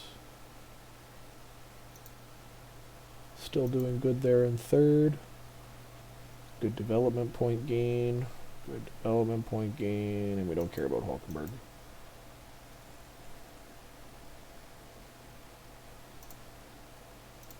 Keep working on your braking now. Keep working on your cornering. Nothing here. Rear wing design complete. We're going to get that manufactured. ATR period started as well. That is ideal. So maybe we don't and we just skip it. I know we need to in order for the gains to work right. We'll get 2 of them in immediately, just to have them.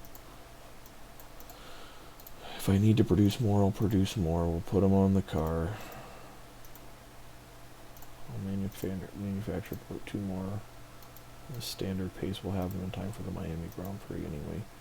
And then we can start working on a rear wing development with usage.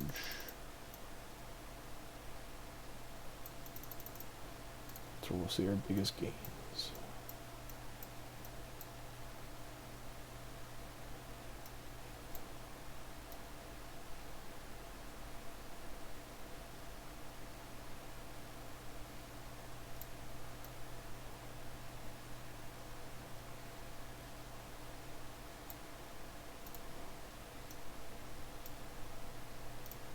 Gonna rush this one too. Underfloor is complete.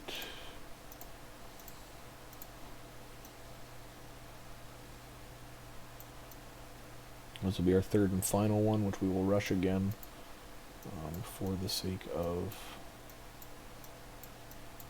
time and money. We will not touch the sensitivity. It'll get us to 47 days as opposed to, well, I guess it's only 2 extra days for all the additional gains. So we'll rush that too, and that should be all we need for this season. We're going to manufacture, we'll get 2 of those, yeah, we can. So make more of those. Rear wing, front wing installed on the car, chassis, side pods, suspension, underfloor is being manufactured. Yeah, so we'll have some soon.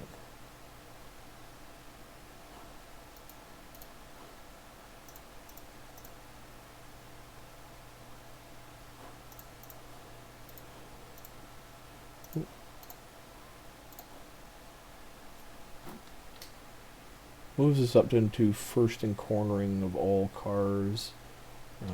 We're still gaining on Red Bull, but we're not there yet. A couple more changes to make will help infinitely here. Looking at 40 days, 22 days, 28 days. Where does that put us? Front wing will be done. Unfortunately not in time for Monaco. Rear wing won't be either.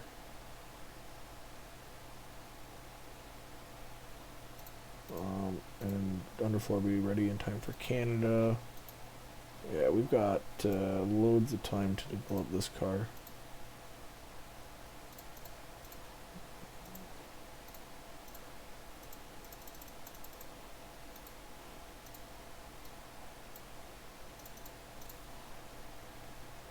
I'll do one last check for development points.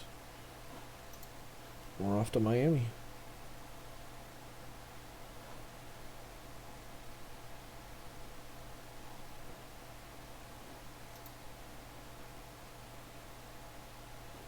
Another rainy race, that's ideal.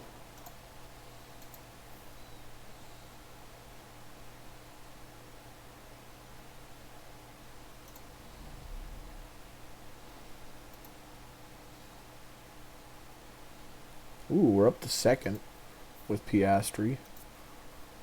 That's ideal.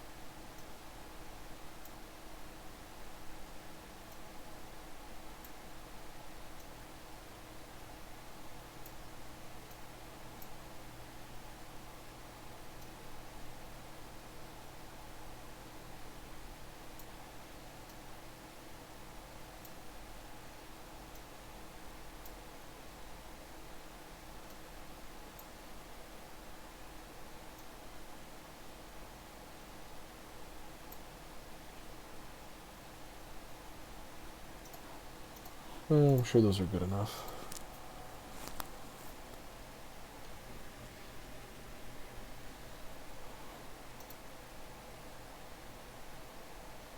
Ooh, pole position.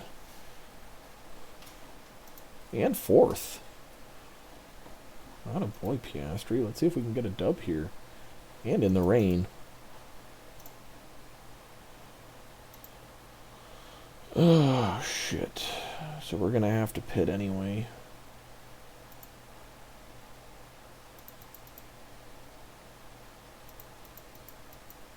I mean, maybe not. Throw on a set of inters till the end. If I absolutely have to go wets right at the end, I will.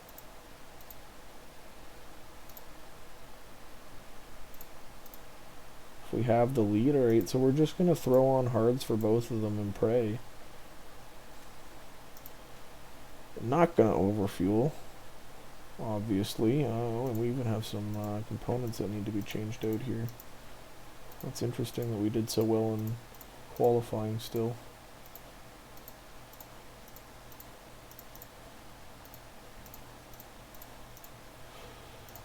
Alright, so you're set to overtake. You're set to deploy. We're off to Miami for our possible first win of the year. First podium of the year. First win of the year.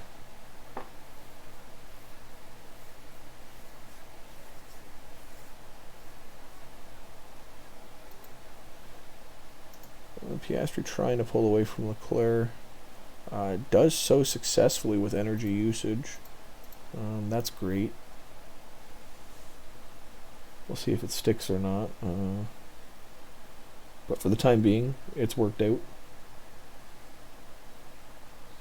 Doohan's still in fourth, just trying his best to overtake here. Not seeing any success. Hopefully he does not fall behind, which he usually is at risk of doing with the more elite drivers.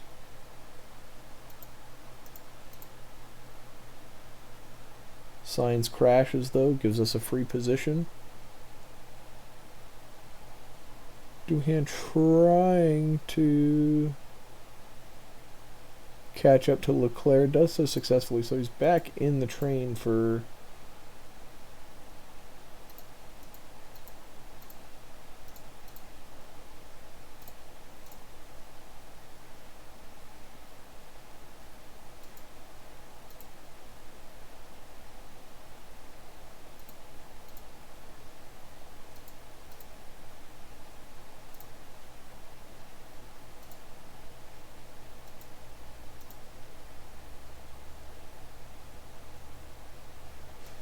still not able to make that overtake. Doohan's usually my guy for this. I'm surprised that he's struggling so much. There we go.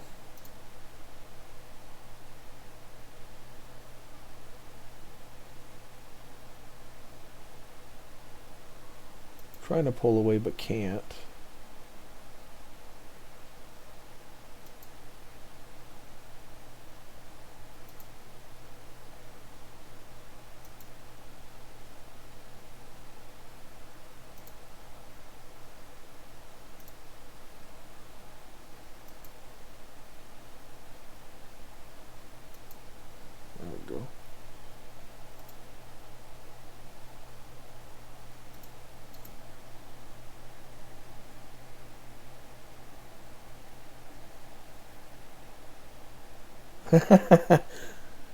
Oh man, that is funny.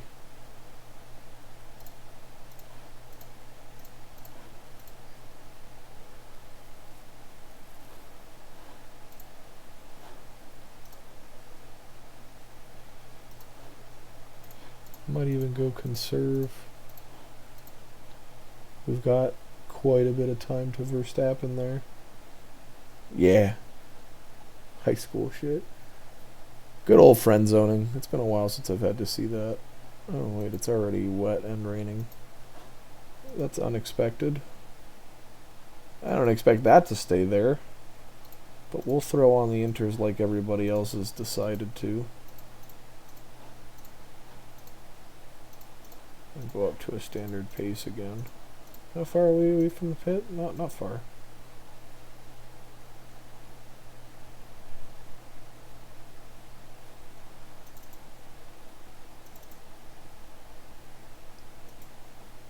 So Doohan back to fourth. That kind of is what it is.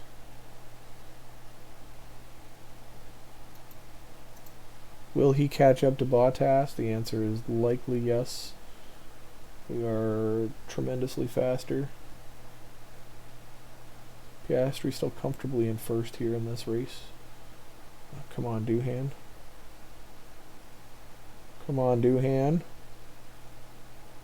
Overtake the Bottas. You're killing me. You're killing me, dude.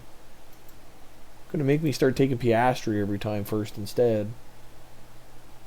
I didn't want to have to say that, but it's what you're pushing me to. Is that heavy rain expected to come sooner? No, it's going to get a little heavier, a little lighter, and then pour at the end.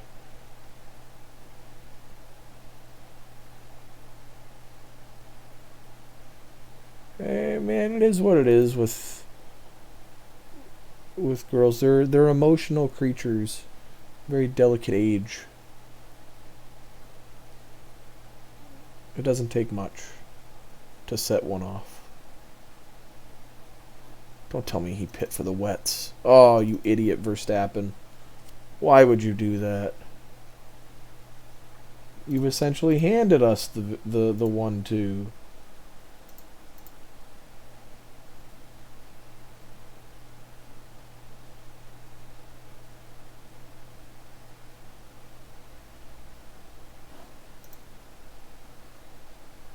It's going to downpour and then stop raining altogether. Will we pit? No. Is Verstappen pitting? Absolutely not. Man is not dealing with this. He's like, it's worth it just to lose the time. Bottas will catch up to him eventually, but it might not matter. It is going to pour, so he'll get his time to shine. It's not going to make a difference, though. He's lost so much time to Perez. So here's the downpour, but we don't care because we've got such a big gap to people that it doesn't matter.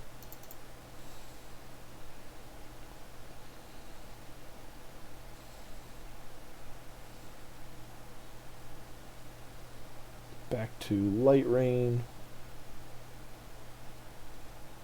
This would be great for the constructors and the drivers.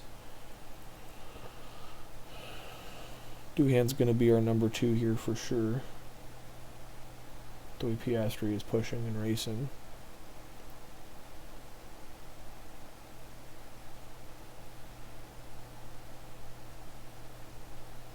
Piastri takes the dub.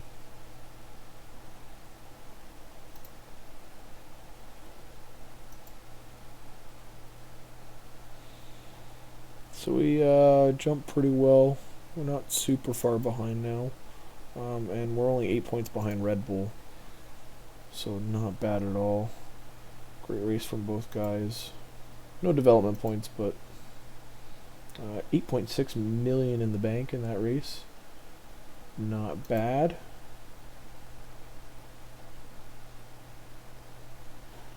Underfloor manufacturing is complete. Okay, it's time to upgrade one of them, but the CFD simulator is going to go first because it is faster to upgrade. Spanish Grand Prix, development point for Piastri. We're going to keep getting his braking up now. Might as well just max it out. For Mr. Dirk, low speed downforce up to 84. Drag reduction to 84. Airflow sensitivity, probably just going to leave it at 80. Eventually get all of these to 85, and then we'll just go from there.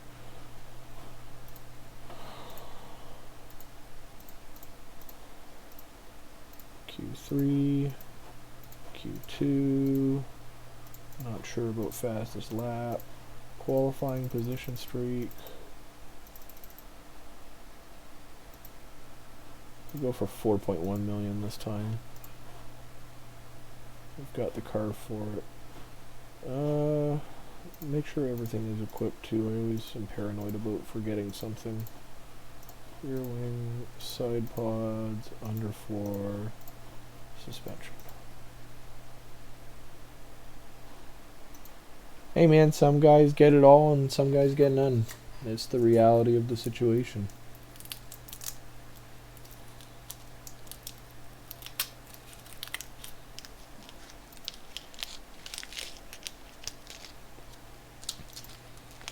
No rainy race this time, so this is just going to be pure qualifying pace.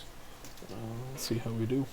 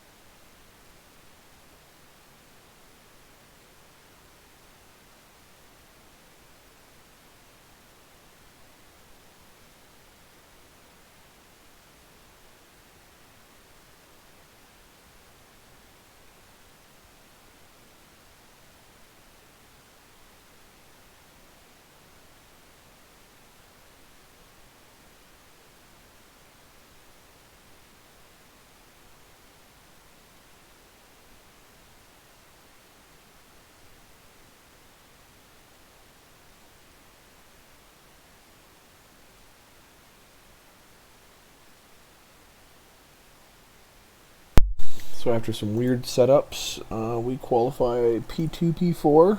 Not bad.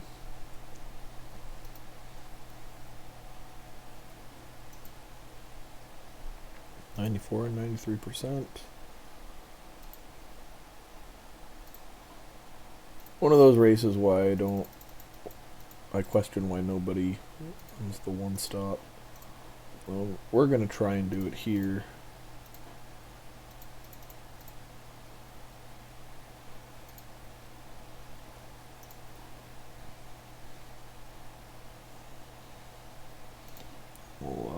We'll see how it goes. Can push it probably until about 90%. Same with you. Let's give this a whirl. This would be a gamble.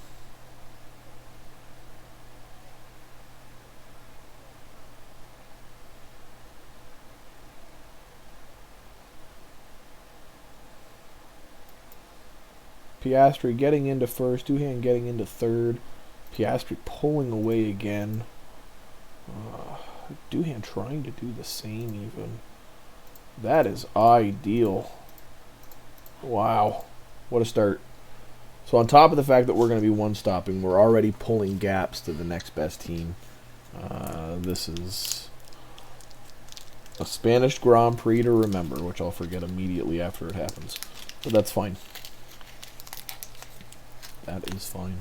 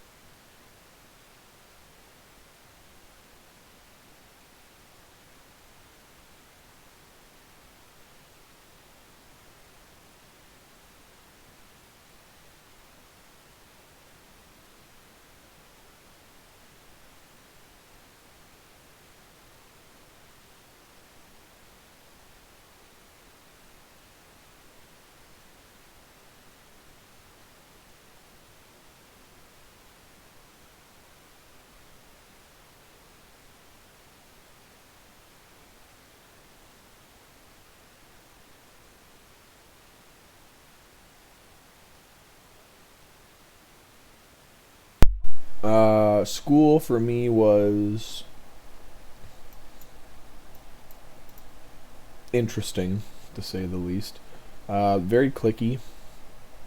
Back then, goth was all the rage. Still very much like the preps, the nerds, the jocks, all that kind of stuff.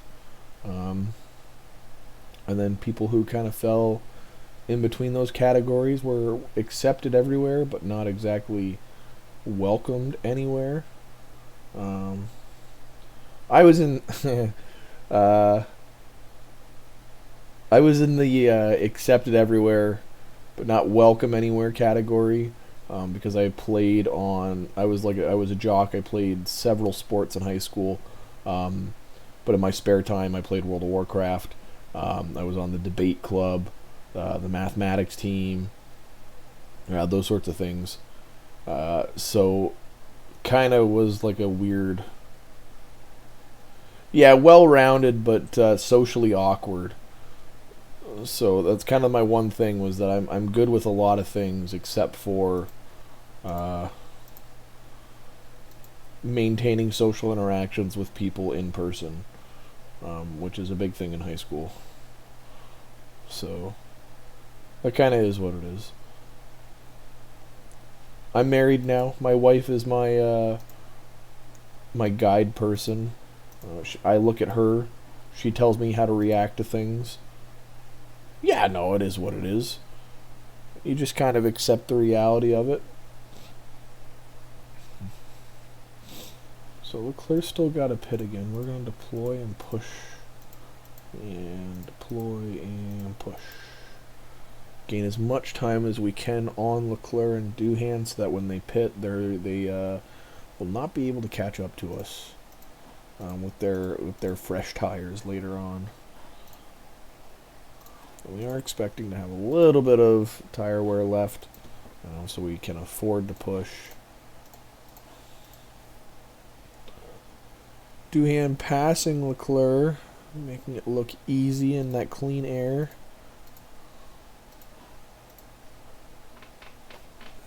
-20-second gap.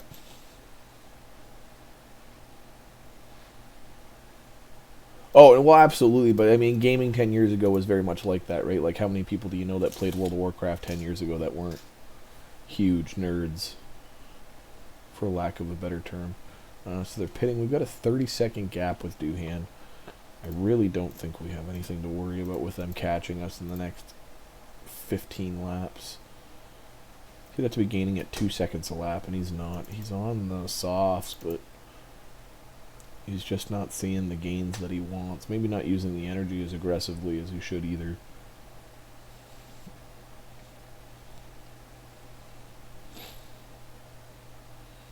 No, I agree with both of you guys. Absolutely.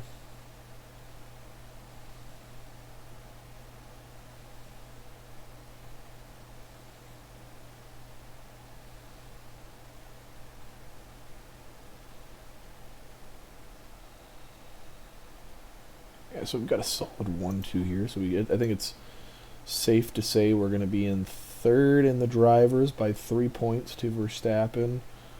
Passing Sainz, Doohan getting 18 points, and kind of keeping it relevant. And the constructors, we move up to second with our second win of the year. Possibly another fastest lap. Yeah, we do own the fastest lap as well.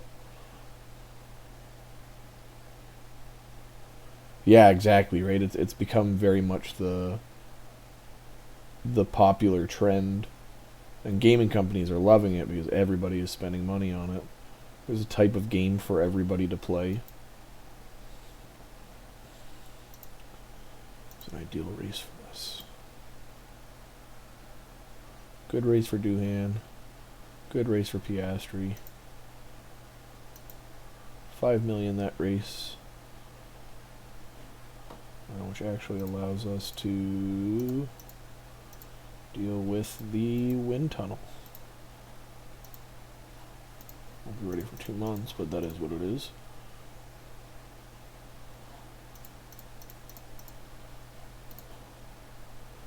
Development for Doohan. Piastri. Nobody else. Save. In 2023. Alright guys, give me 10-15 minutes. I'm going to go take a smoke break and I'll be right back. If you're still here, great. If not, I totally get it. But tune in at least a little bit later on. I will be streaming all night tonight. Probably until like 12 Eastern, which is still another 4 hours almost. So we're going to have a great night tonight. Probably get through 2023. Maybe 2024. Both, my friend, both. Not at the same time, but consecutively. I have a lot of bad habits. I picked up one bad habit per kid.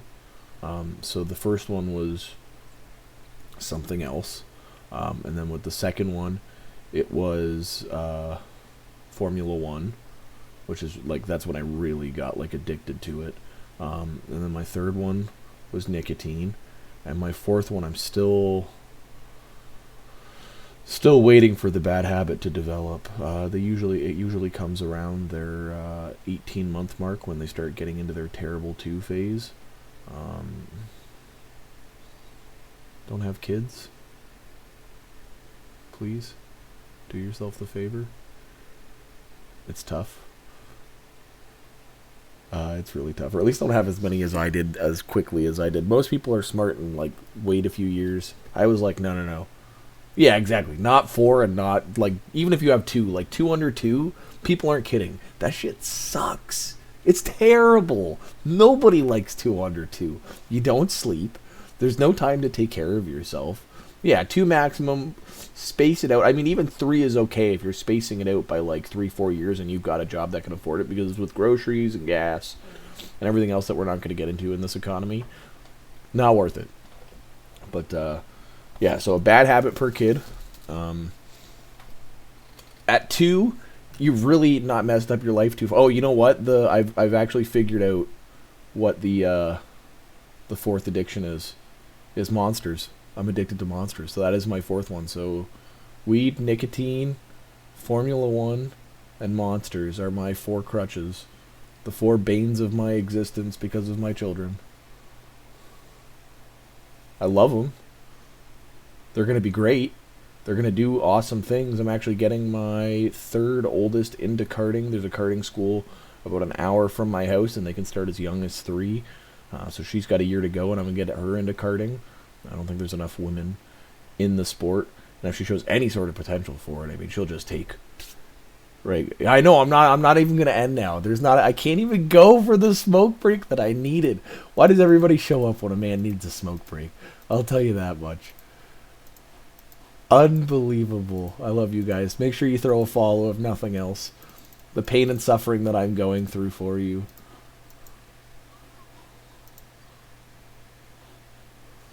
And we're off to Monaco. Maybe it's the talking about the kids.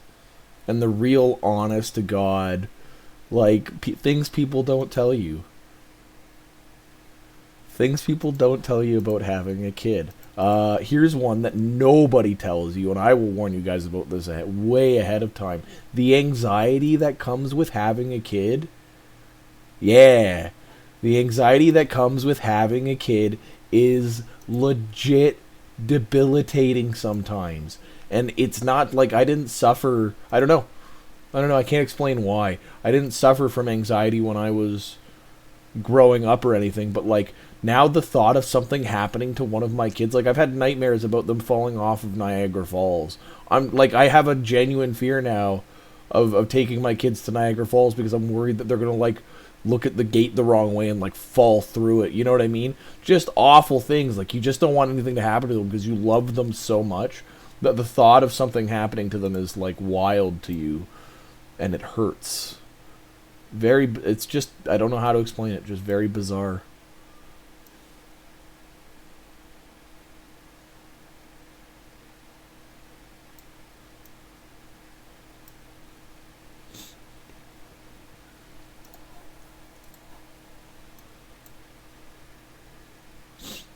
So remember that for when you have kids, or when somebody tries to like get you into having a kid. Be like, hell no.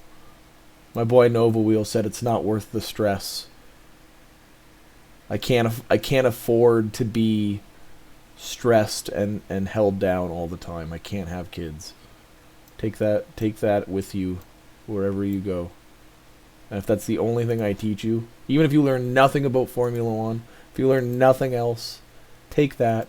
Kids are great, but man, do they fucking suck. Do they suck. Terrible 2s. The 2-year, what is it? The 20, what is it? So 24 months. Oh, the 30-month sleep regression. Nobody tells you about that. Nobody tells you about 30-month sleep regression, because who the fuck tracks that? 3 of my 4 kids have gone through 30-month sleep regression. And you want to know what that is? Do you want to know what 30-month sleep regression is? It is them standing in their crib for hours. No matter how much you console them, no matter how much you talk to them, no matter if you give them milk or snacks, and they scream. And they scream, and they cry, and they scream. Oh, it's bad. It is not bad. It's awful. And they don't warn you about these things, right? Nobody talks to you about like, hey, don't worry, like don't forget when you have kids, like it's not just terrible 2s. You think you're through that, and then it's sleep regression, and then on top of that, you got to remember you're not sleeping either. There's no sleep for you in this either, so everything is more difficult because you are underslept.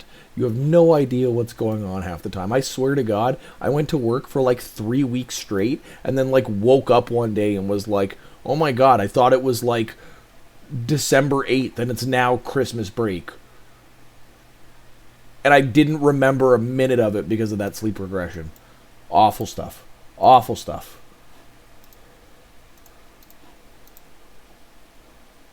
Verstappen pulling away. They brought upgrades. Piastri's not even close to him.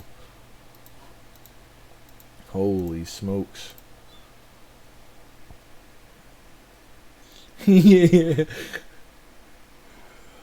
And so much changes in that much time, too. Like, 30 weeks is, like, just over half a year. Like, a kid grows so much in half a year. And they consume an ungodly amount of food. Don't even get me started on the amount of fucking snacks we go through in this house.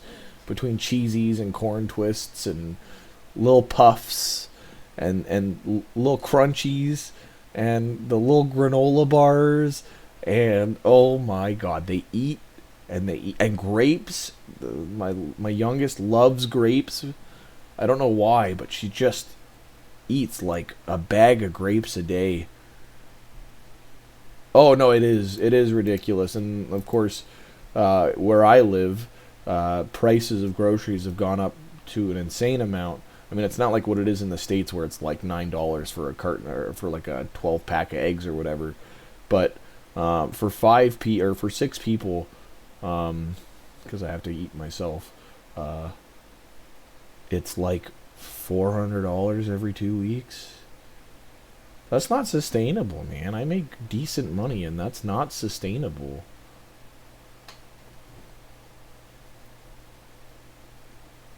I don't want my wife to have to work because we've got 4 kids. I can't afford a nanny. Can't afford daycare for all of them. Oh, it's dirt cheap, man. It's dirt cheap. $20 every once a month gets me through the month. Yeah, dude, I'm telling you, it's legal here. It's mass produced here. We have the best temperature and environmental system to grow it. Oh no, it's not expensive at all. Not expensive at all.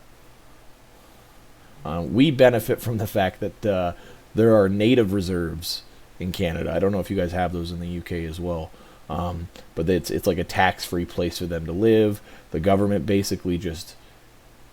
I don't know how... Honestly, I don't know how they make money. I don't know how growers make money. Because they sell it for so cheap, it's not even funny. I would love to dive into that business. Well, we don't have... We have stores, but they have growers. Like, we have people who like are licensed to grow weed now, like in farmers' fields instead of corn or beans or whatever. Like they're legitimately growing marijuana in like greenhouses and stuff and whatever. But I don't know. Yeah, and that's how it was here for a long time. It was like you had to know a guy, and that guy was like missing 6 teeth and had some funny looking haircut, and you're like, do I really want to buy something from this guy? But it's either him or somebody who's probably a cop. So you take your chances and smoke whatever you get. We don't have to deal with that anymore. That's one of the reasons why the government legalized it here, was to avoid the issues of laced product. And yeah, it's not the same, man. If you've never tried it, like I don't want to say that you should try it because it's not for everybody, and I definitely think there's a right and wrong time to do it. Studies have shown that if you are younger than 25 when you start, which is when your brain is fully developed, makes the most connections it's ever going to make in its lifetime, and everything from there goes downhill. If you smoke before then, it impacts the way that it develops. I'm 28. I only started smoking 2 years ago. So for me, I haven't noticed any effects, but I definitely noticed people that I went to high school with who smoked it all the time, and they're like not where they should be in life or where they could have been because it affected them. So definitely wait to do it, even if it's something that you want to do. I wouldn't recommend doing it before you were 25. Anyway, just to avoid dealing with any of the mental issues that it can cause. But I love the shit. I love it. After a long day, you lay back. Oh, it's just so good. You just relax. You don't worry about anything for a little while. Your brain still works at like 100% capacity. Like, I'm still aware of everything that's happening in the game, but I'm having a great conversation with you, and my brain juices are flowing. It's good. We're having a good time. We're going to see if Piastri can do anything. I really don't think so. Verstappen kind of just pulled away, but we pulled away from Leclerc. We'll take the P2. That kind of is what it is. Gasly's not going to catch up to us either.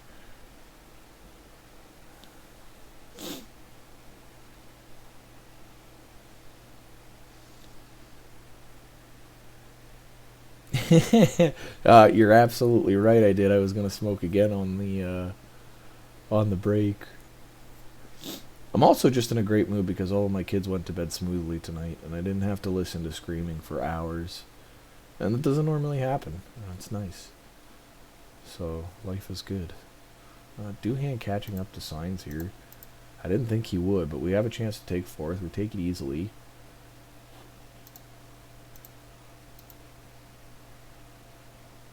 Piastri just using energy like no tomorrow. Let's see if we can catch up to Verstappen in the last two laps here. We'll get aggressive on it. We have a chance to take the win. Can we do it?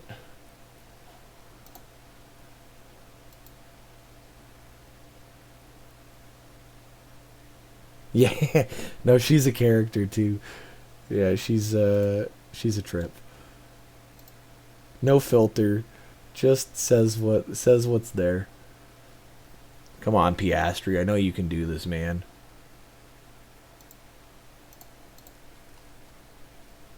Oh, you're getting so close. Come on. Dive him into the last corner. Look at that, we're gaining some time. Gaining some time. Losing a little bit of time. Gaining some more time.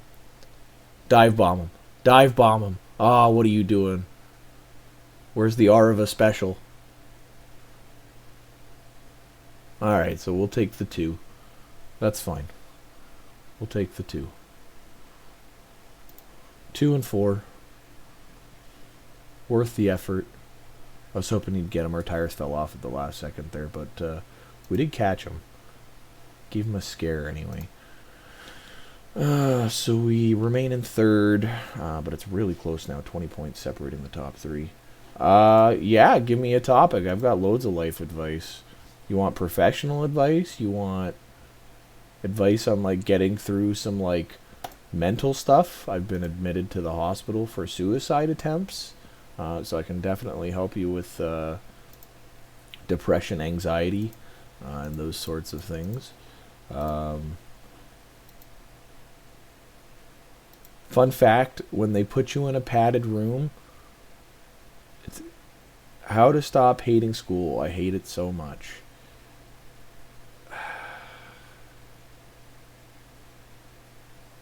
Alright, let me drop some wisdom on you here. I've got a little bit here that I hated school too, so I know where you're coming from with this, and I'm not a school person.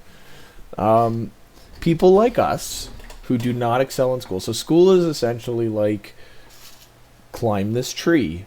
And some people can climb a tree really well, right? Some people can't climb a tree for shit.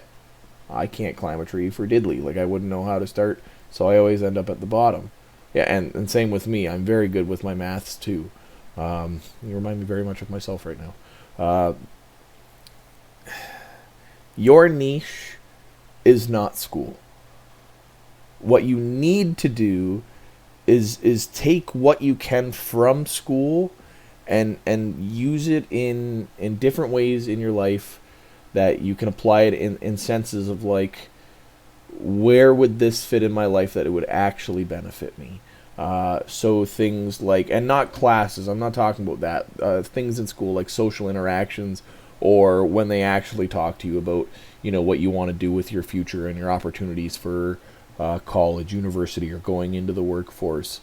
One thing I can always tell you, if you're good with your hands and you like working hard, there's always work in the trades. Electrician, plumber, you're going to make stupid money. You're going to work like 60 hours a week. But in 3 years, I know guys that started out like as an apprentice, and within 5 years were making like well over 6 figures. One of them opened up their own business after about 5 years of doing it. He's making disgusting money. And he doesn't even work as hard as he used to because he's got people to do it for him now. So trade's always a great way to go. And that's not really school. That's more, there is maths involved if you're an electrician. There is maths involved if you're a plumber. You could get into some sort of like schooling for construction management, being able to read blueprints. That's always a good thing too, with maths. And you can go to school for that specifically, at least where I'm at, that's possible. And there's some really good jobs that are trending right now in construction. Everything is developing right now, right? So being able to have a leg up there would be good. What else is a good field right now? IT, not worth it. Market is flooded. Everybody and their mother knows how to do some sort of coding at this point. And it's kind of all overrated. If you're kind of like a prodigy, worth it to look into. Otherwise, I wouldn't necessarily think it's worth the investment.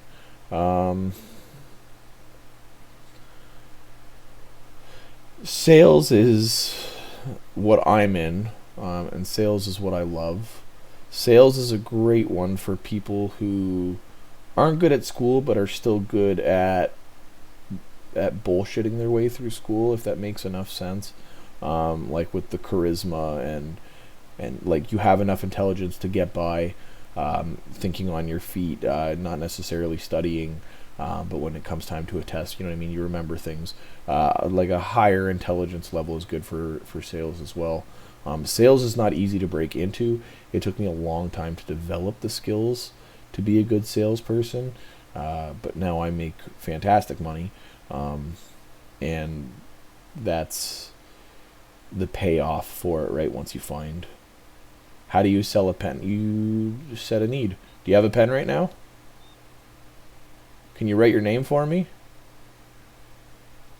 No, I can sell you a pen, $1.50, and you can write your name for me. There's a need. There's a want. Do you have a pen if somebody famous shows up? I mean, it happens a lot in big areas, popular areas like Los Angeles. Do you have a pen if a famous person walks by? Do you have the ability to get their autograph? No? I can sell you one, $1.50. You never have to go without. Yep. Wants and needs. It's important to be able to distinguish the difference between both. Needs are good for things like if you're going to an interview. Good to have a notebook and a pen. So you're not just selling the pen, but now I've upsold you the notebook because it's great to take notes, right? It comes in ways like that. You develop that over time. I worked in phone sales to start, which is a very lucrative business if you can get into it. Look into it. A company called Glentel. They're owned by Bell and Rogers. I think they're in the States as well now. Under a different, it's still a multi-carrier, but the company Glentel, big multi-carrier company. That's where I started. They're very lucrative in terms of their commission. So if you can get a job there, I learned a lot from them.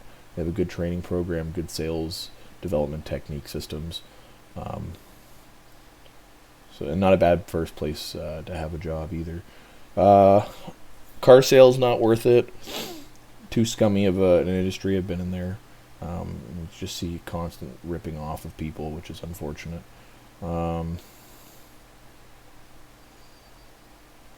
other sales are there? You don't really. You kind of just stumble into it. There's not a lot of good life advice for figuring out what you want to do. I mean, realistically, like you see the older generations and they've lasted 40, 50 years doing the same job. I'm not going to be the one to tell you that I could do that. I absolutely can. I've been through several jobs in like a decade. And it just kind of is what it is now. So it's more about, the companies aren't loyal to you like they used to be. Let's be honest about that. We know that's the truth. But we don't have to be loyal to them either because there's a million companies looking for people. It's just whatever you're doing, you work hard at it. You don't take breaks, or like extra breaks. You don't become complacent. And if you don't like it, you find something else, but you leave a taste in the mouth of people that you've worked with, that they say, yeah, he might not have liked this job, but he worked his ass off when he did it. And he tried to be his best at it. And that establishes good rapport, good business connections. And especially if you get into like a wide variety of industries, you can really take advantage of knowing people. So like, I know somebody in car sales, I know somebody in boat sales, I know somebody in house sales.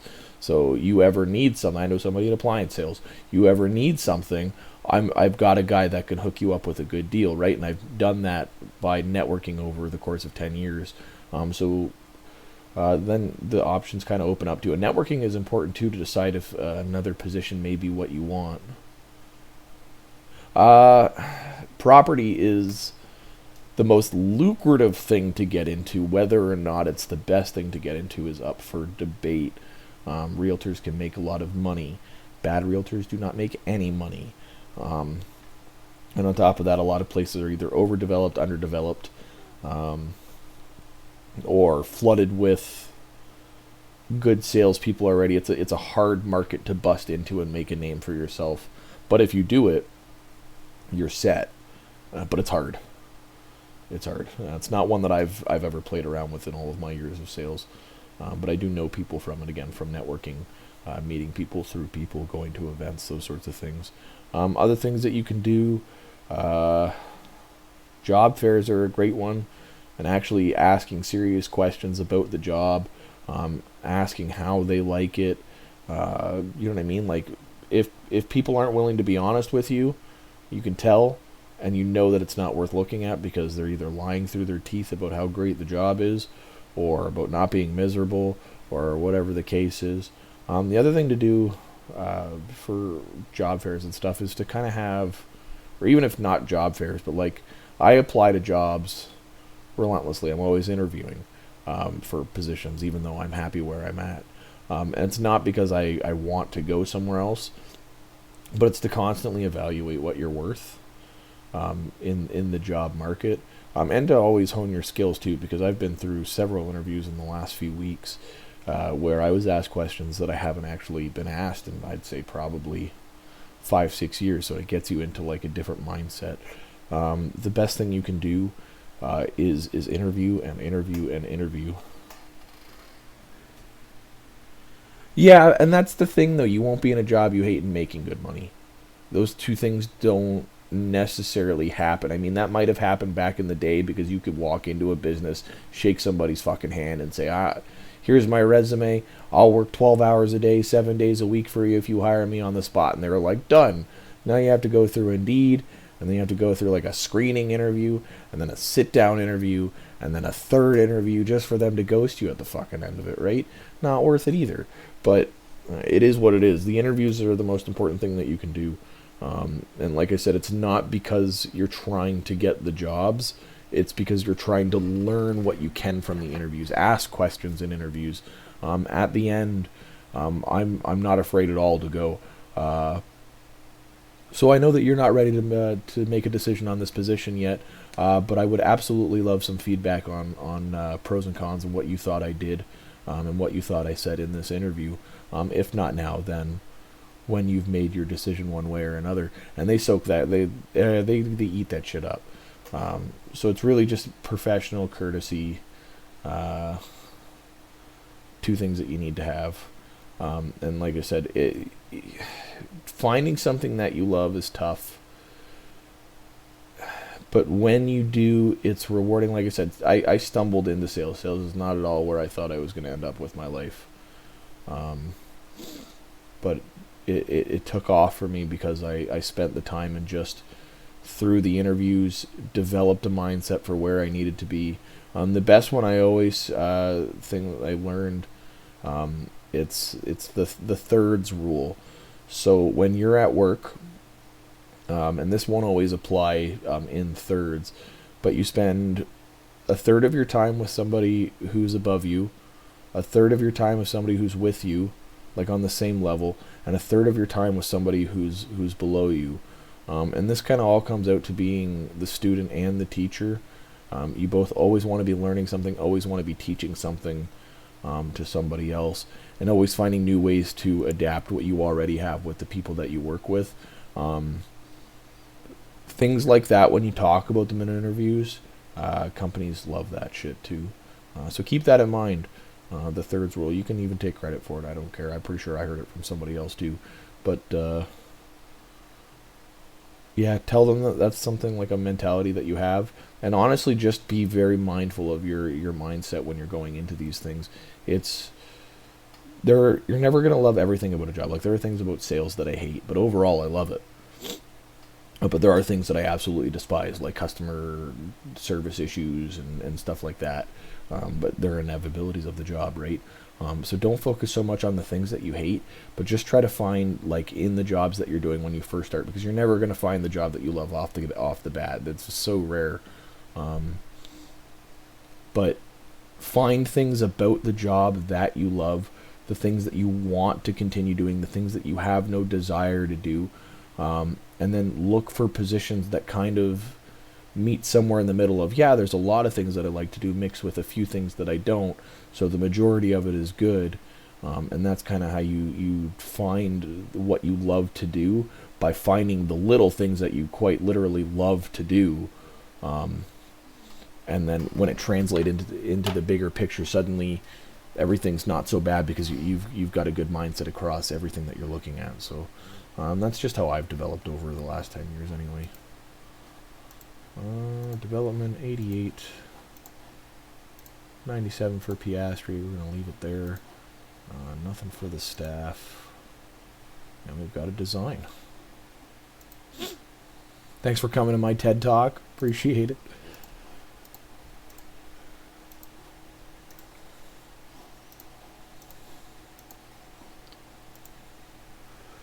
Can we get 2 in time? Oh, we can get 3 in time. That's ideal. Manufacture 6 of those. Looking at development, we're not going to go rear wing. We might want to do side pods again. We don't have any time to commit to it, but do we have gains to get from it? Marginal gains. Very marginal. We'll rush that, have it in 24 days. We've got another design. We can work on the chassis. Is there any big gains to come from working on the chassis at this point? Again, small gains across the board, but we'll take what we can get. 21 days for that. That'll likely be all the development that we need. Oliver Behrman. How did I know that you were going to show you at some point? They always do. We can upgrade the helipad. No point in not. These are both upgrading already. It's kind of just saving money for the design center. That's gone to poor condition.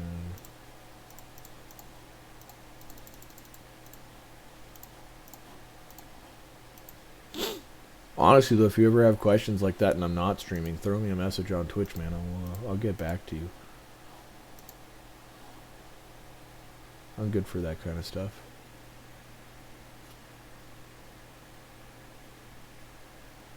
Yeah, no, hey, listen, I'm always appreciative of any viewer that I have. When I first started doing this, I never actually considered that people would want to watch me stream. So anybody that's ever actually here, you, Swankier Soup, quite a few of you guys that have been here from the beginning that I appreciate. 4 is more than I ever thought that I would have. I appreciate that, Swankier. Thank you. 4 is far more than I thought I would have at any point in time. 19 followers. Yeah, no, and I've been lucky. North Lodge has been really nice. He's rated me a few times with a handful of people in his streams. This is really a lot of what's happened is because of him, so I'm very thankful for that.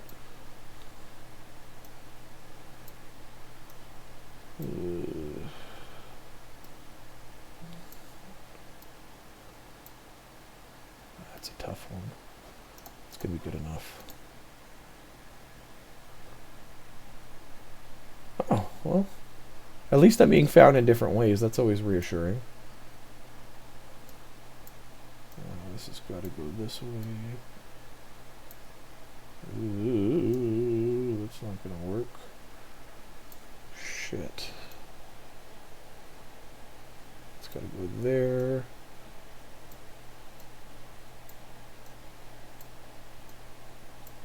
There. That's ideal.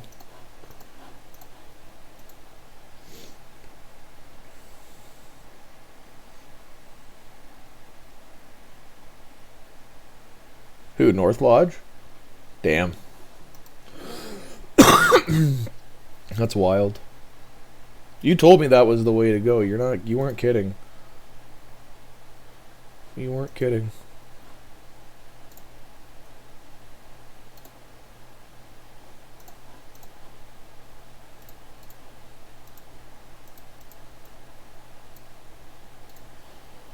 Alright, so one stop for both. We've got the ability to push on fuel for a little bit with both, so we will. Yeah, he is. Very much so. It's cool to see.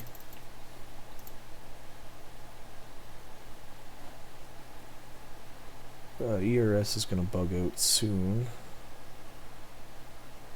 Alright, for real now, guys. I'm going to have a mental collapse if I don't go have a smoke break at this point.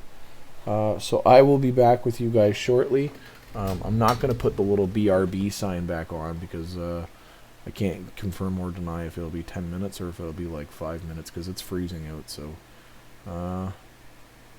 I hope so too, man. I mean, that would be really cool to have the ability to reach out to so many people like that and be able to try to send positive messages and vibes. That'd be cool. Fingers crossed. I mean, I'm at 19 followers. I went down from 20. I don't know. Somebody came in and unfollowed me. That's kind of a bummer. But up to 19, and like I said, I never thought I'd get this far. So this is neat. I'm having a great time. All right, I'll be back with you guys soon. I'm gonna go have a smoke. Yeah, no, that's right. Only one person. I'll see you guys soon. Hang in there for me.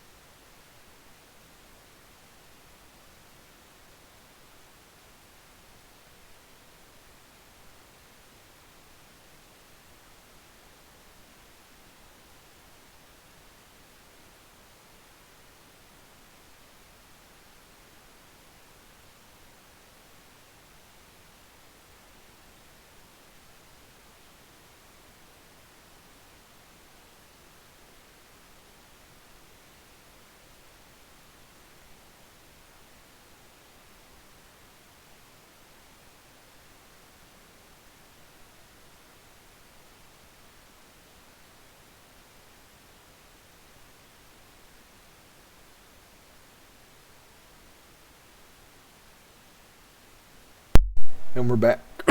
Oh man, I'm high. Oh, sorry. Holy smokes. Oh, hitting me like a truck. Woo.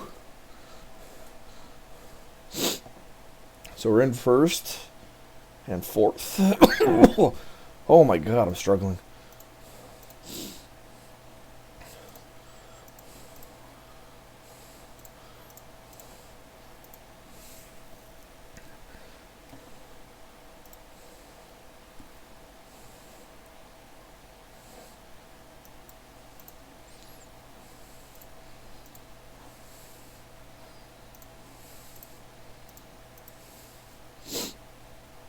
Nice, nice, nice.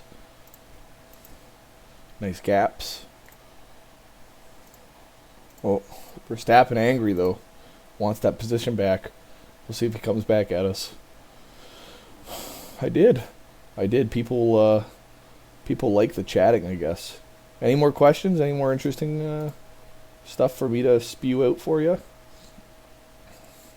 Give me anything. I can talk about just about anything. As a salesman, I'm full of shit. So I can sell just about anything to anybody, any idea. Just need an idea.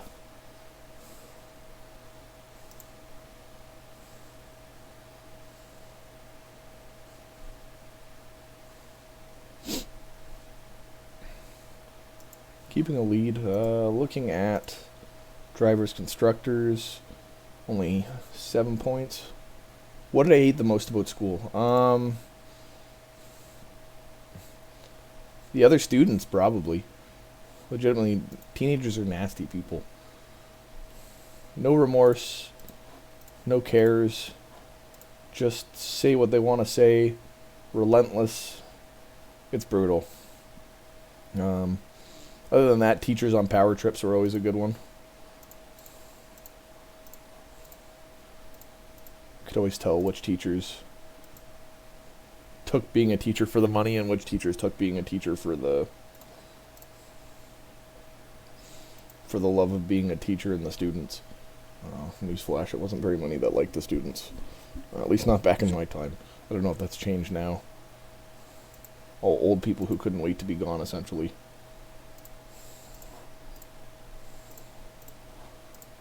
Piastri trying to pull away again. Duhan losing a few positions.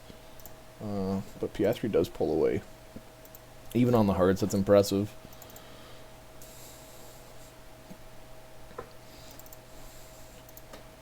These will last us to the end of the race, albeit barely.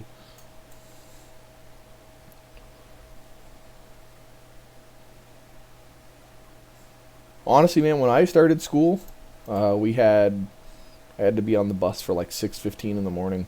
So 8:30 is still a great change. They say that from all the studies that I've read, the most optimal time for school is like 10 a.m. or something like that, because sleep is so important for a student's development that it, like, denying them the ability to sleep adequately is just making the learning more difficult.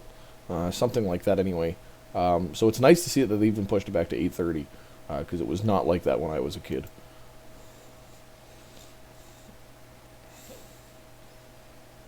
$12 p.m. till 12:30. Yeah, that's. I would expect you to say that though.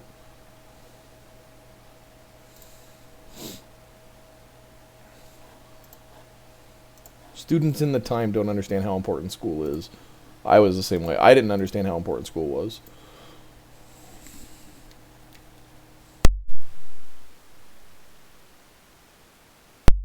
But school, quite important.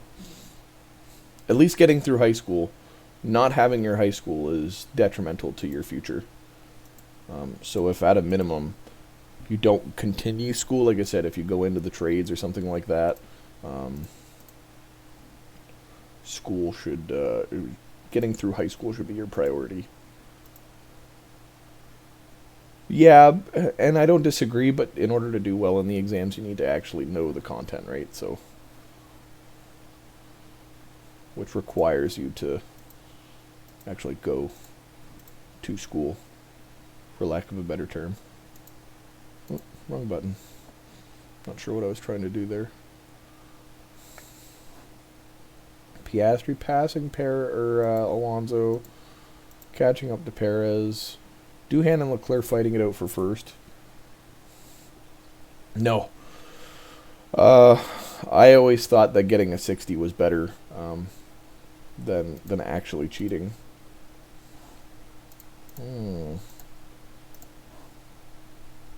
Fresh set of mediums.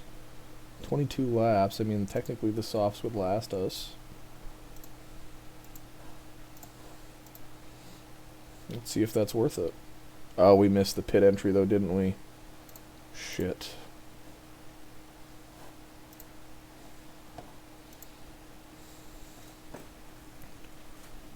Doohan gonna have to stay on the hards. Unfortunate, but at least he takes the position.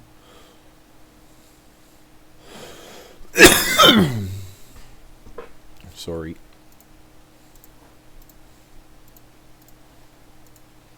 We've got another lap here. We're going to push on fuel with both cars. And hopefully Doohan can pull away. Leclerc did pit, so he's going to be on those fresh tires. It's going to be tough to pull the gap. As you can see, he's putting the hurt on us, even with energy. Piastri catching up, though, doing what he can. Leclerc likely going to get this win, though. It's unfortunate. Verstappen catching us. We might not be able to stop him either.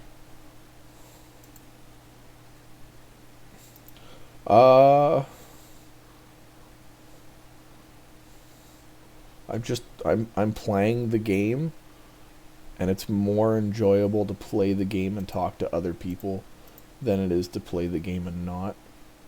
Plus, I've got 1,000 hours into it, so I feel like if people have questions, I know enough about the game to answer things like questions about mechanics and stuff like that. Can we get the second place? Oh, we're going to run out of fuel here.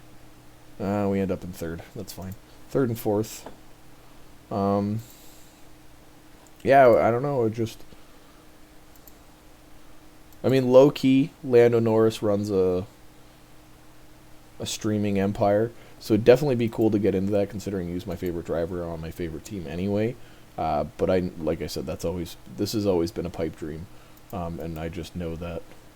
Like I said, I never expected to actually get people to watch me, so it's not like it was ever a realistic goal for me to try and turn this into something that makes money or anything. Third underfloor design. Races in 2 days, so we're just going to have to emergency produce 5 of them. So, apparently I made 6 of them. That's fine.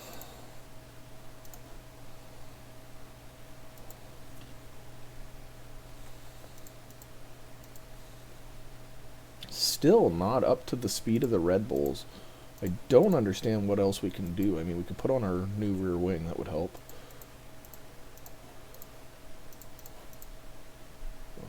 We can manufacture these. That would be good. Using $3 million. Yeah, it's like I said. It's there's nothing. There's no ill intentions on here. Like I said, I'm not coming on here to be like some big streamer. If it works out, it works out. If it doesn't, I'm having fun just talking to the people that I've met. You know what I mean? So this is good enough for me. We will increase this up to level 3 to get that extra weather center. I don't actually have any funds left, so we're just going to have to go to the race and see how we do. I don't know how we're going to catch up to Red Bull. That car is fast. Before we get into the race, I'll take a look at an analysis here. Like, look at this. Our acceleration is better. Our cornering is now immensely better than theirs. Oh, I think he's going to kill it tomorrow. I think Verstappen is still going to end up on the podium, but I think it'll end up being like a Verstappen, Perez, Alonso type podium again. Maybe just in a different order. Wait, let me see. Where is that Ferrari at? He was doing some work too. Oh, they even have better acceleration than us. Are they better than the Red Bull? Not really. They're way faster than the Red Bull, but the Red Bull is better in the corners. Man, quick though. Honestly, he could. The Red Bull is a lot of pace. It could be very easy for him to just waltz into first and then not have to think about anything. You know what I mean?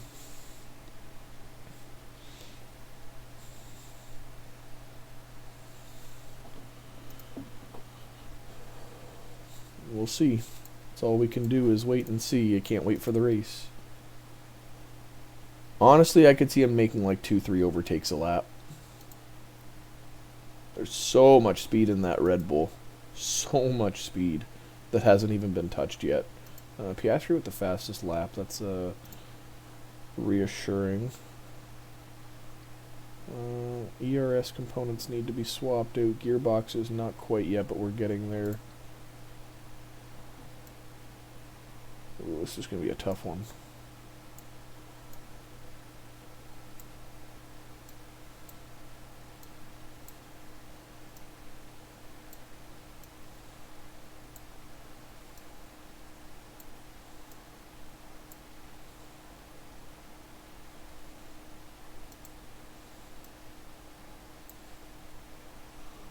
Ay. It's got to be this way. You go this way. That's got to be good enough. Probably 80s. Oh, we've got an optimal.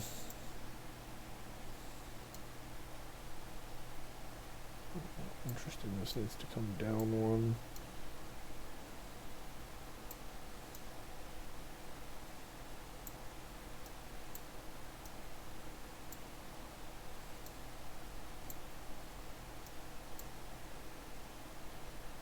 It's not bad. Send to the race. Yeah, yeah. We kind of skipped over that. Yeah, I had a mental collapse after the birth of my second child. Mainly just because there was so many complications and so many issues that like I literally could not handle it anymore. It was an intense time.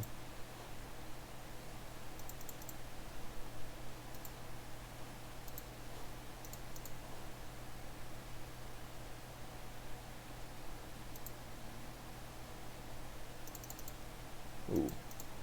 What am I doing? 2 laps, aggressive, overtake. 2 laps, aggressive, overtake.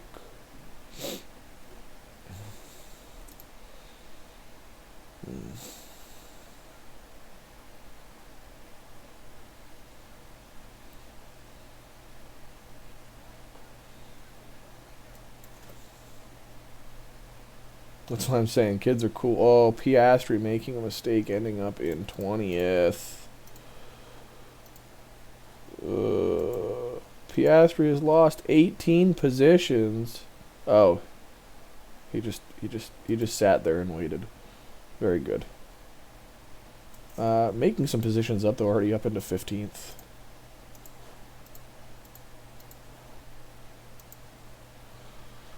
Two-hand comfortably in first for the moment. Verstappen trying to catch up, but we're doing okay for the time being. We can even continue to get aggressive here. The Ferrari is quick too, man. No, it wasn't so bad. The food was good. Met some nice people. Found a couple cool books. Got really good at checkers. That was pretty much all it was. Just the whole being away from everything, like you didn't get your phone or anything like that. It was literally just like here's some stuff that normal people do those things, and you did them, and then it made you feel more normal, and then you kind of just go back out into the world trying to stay normal. Uh, maybe. I mean, some of those requirements, like to get a sub button, you have to average 75 viewers a stream.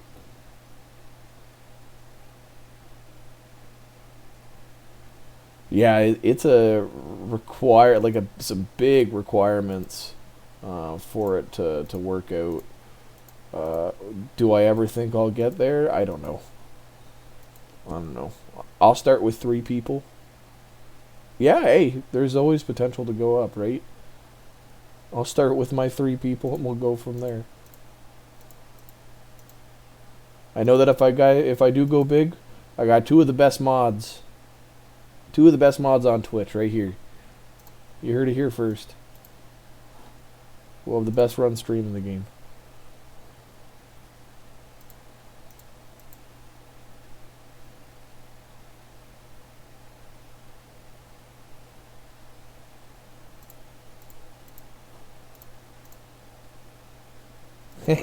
Well, you guys haven't had a chance to do anything yet. Oh my god, what has happened? Okay, so Piastri binned it. We didn't get to see what happened, but Piastri binned it.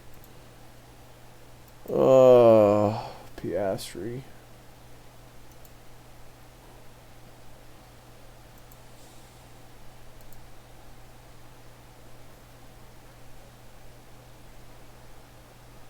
Holy shit, Crofty's going nutty.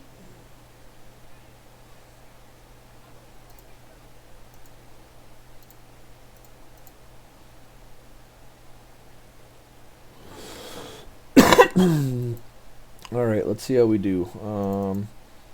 Everybody going on the mediums. Everybody going to be struggling. Either they're going to pit or... I mean, maybe their tire wear isn't going to go as poorly as ours. I do have awful smoothness on this guy. I'm starting to think Stroll was always decent. He just needed a better car to show it. Hard when your car is never competitive.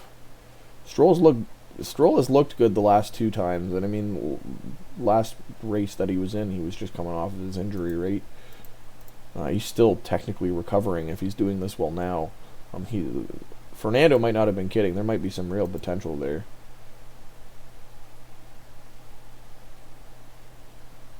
Doohan struggling here on these mediums. Getting past Gasly again. We'll see if we can pull a gap. I don't know if we will. No, we're just going to keep fighting with him, I guess. Recharge, go through the thing all over again.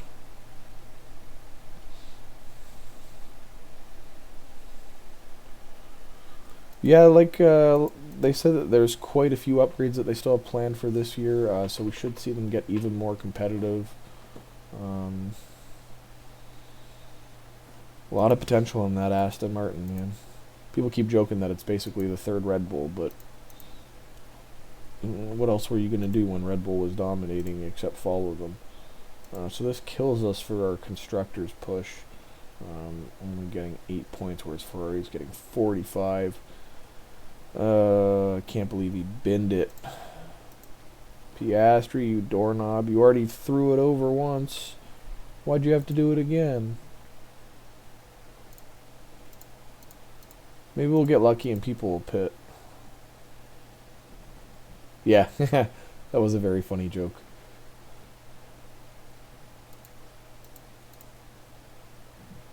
Oh my god, Doohan, what is happening? How are we not keeping up with these cars? Our cornering is so much better. I mean, I guess there's a lot of straight line speed required here, but man, just not our track, I guess.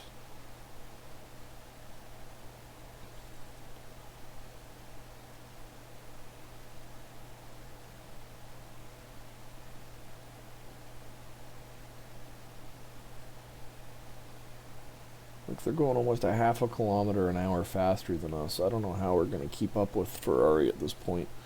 Doohan can barely... Like we're barely going to make it to the end of the race on these tires. Well, some people pitting for the softs. We're not going to. We'll take whatever points we can get here, which is 7th. Piastri, the crackhead, binning it. bad race for us. Almost a 100-point lead on us now. This is going to be tough to come back from. Doohan having a great race, almost 2,000 development points. Solid there. And both of them getting some development points to continue working on things. We'll be alright. We got lots of time. Still early in the season.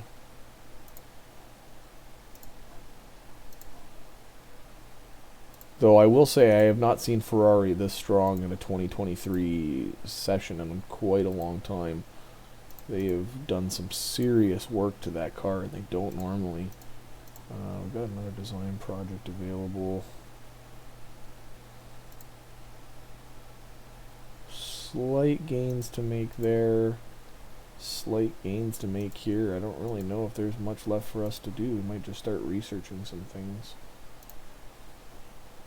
I do have hours to work with, though.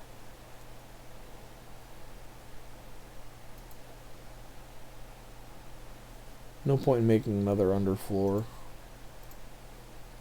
Rear wing has got to be the way to go.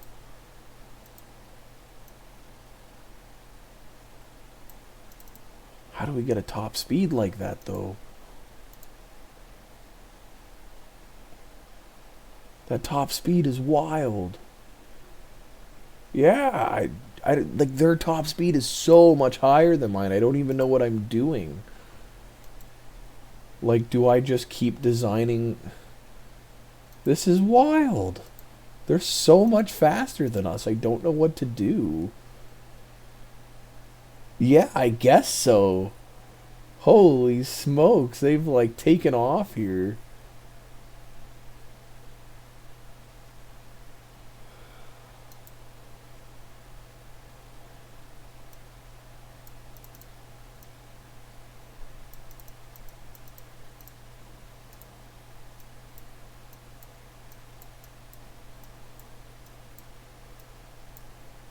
Like, this only gets us 0.6.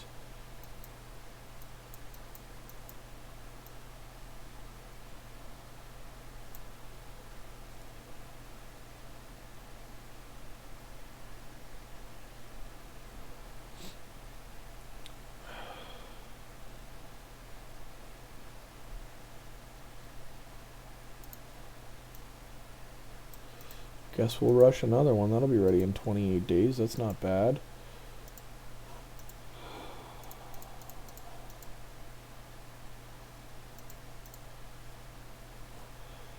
Helipad's done, so we'll get a little bit more money from our races. Memorabilia room. And the chassis is done, which is good. Because we're just running out of those.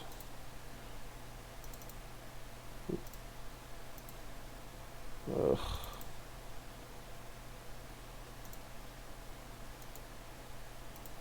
Wait a month for 4 of them, or I can produce them all in one day. I think I'll just produce them all in one day. I have to invest even more time in my chassis, even more time in my side pods, and for like nothing.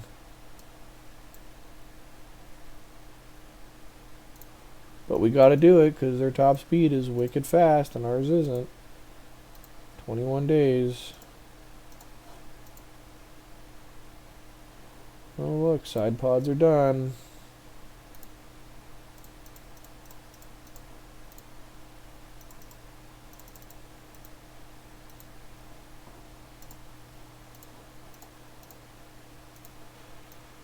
There are some good gains to be made here on the side pods at least. Fuck engine cooling. Max out everything else. Hopefully, this is enough to get us there.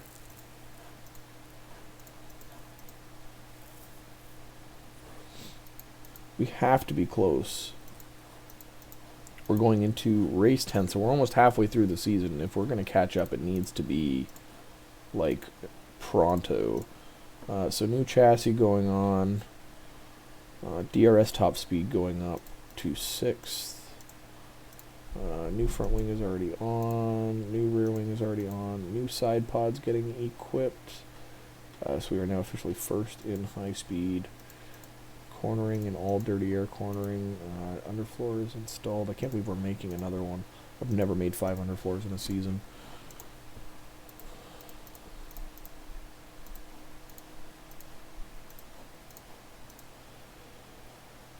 We stand to make $4.2 million this race. No development points available except for these guys. Get our low speed downforce going up a little bit more. Keep working on that chassis. So when a car, essentially how air works is like clean air versus dirty air. It takes about 3 seconds for air to settle after an F1 car has driven through it at high speed. So what that means is it's taking the air, it's pushing it, it's coming out the exhaust, which is dirty, right? So it's warm air, so it's not as dense, first off. And secondly, it rises a bit quicker. So it doesn't exactly work with aerodynamics as well because of the temperature of it. So when a car is going through a turn, and you're within like that 3 second range, essentially, you're fighting with the fact that your aerodynamics are not picking up cold, dense, fresh air that's been sitting there waiting to be attacked, for lack of a better term. It's air that's been expelled from the exhaust of another car, which means that you have less downforce through the corner, and like less performance overall. Yeah, exactly. So slipstream, on the adverse side of that, you would assume, okay, so what about straights? When a car is pushing the air, and you don't really only see slipstream. Oh my God, say that 5 times fast. Holy smokes. You only see the effects of that within like a second. And that's because the air has been pushed out of the way, and you're so close to the car in front of you that you're essentially like, you get all the effects of the acceleration without any of the disadvantage of actually having to move that air out of the way. So it's really effective on straights, though you won't see it till that second mark. But you do see a lot of... The whole point of 2022's regulation change was to make dirty air cornering less of a thing. So the way that the cars now expel air out is more outwards rather than directly back. So less aerodynamic per se, because it's not like a full all the way back effect anymore like it was. But the cars behind aren't dealing with nearly as much, which allows for the closer racing, which was the point of the regulation changes.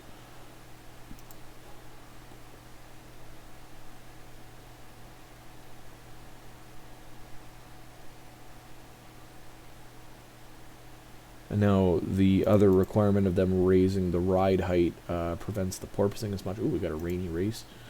What are you missing? Oh yeah, you binned it. That's right. What a dummy. It's okay, it was time for both of us to get new stuff anyway. We'll make it through the practice sessions.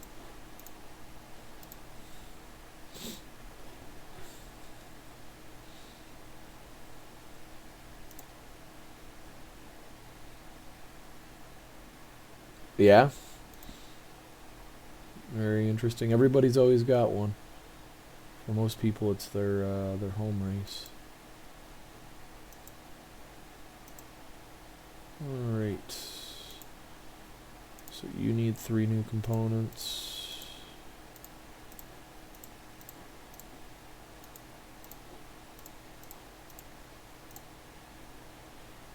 Work on our setups.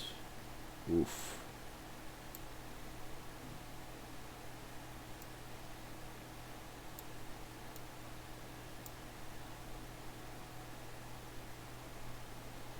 Sure.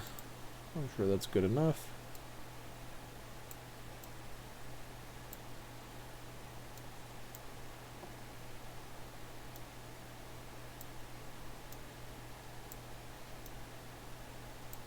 Down 1, up 1. Oh shit.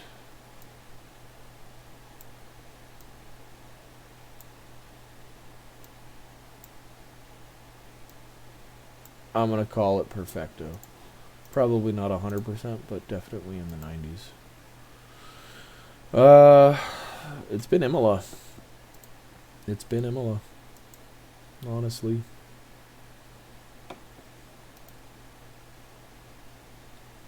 I don't know why, because I hate counterclockwise tracks, but oh yeah, look at that, 99%. I was literally only off by 1 on the braking stability. Damn. Close enough, though. We've got...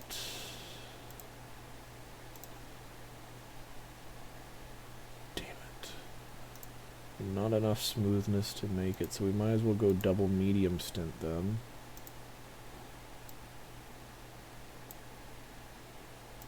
Into a set of wets.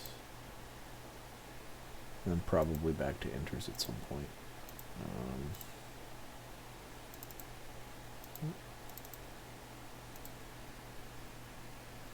Yeah, it's not as good as it used to be. The cars are a lot bigger than they used to be, which is kind of a detrimental thing, right? When you look at like the cars from 2007, they were minuscule, right? Very nimble, very agile cars. They could dance around the track.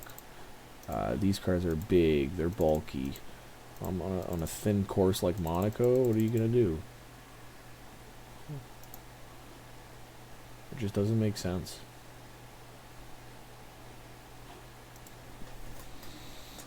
Exactly. It's not wide enough. There's no chance that you can make it wider because it's a street circuit.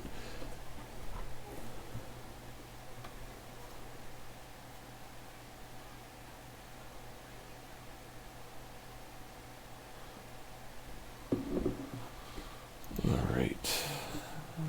So we are up and racing into 3rd and 4th. We're going to be going aggressive on 2 sets of mediums. Yeah, basically. They'll be the most aerodynamic racing trucks you've ever seen, though. With fancy overtake buttons. Piastri locking up, making another mistake. My guy, you're killing me.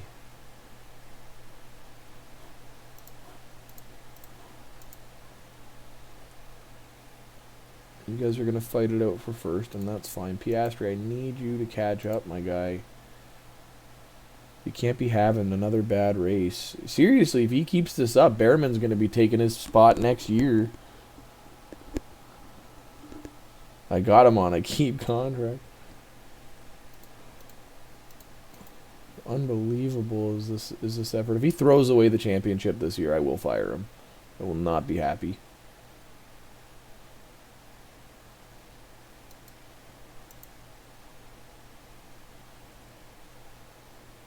Make some overtakes now.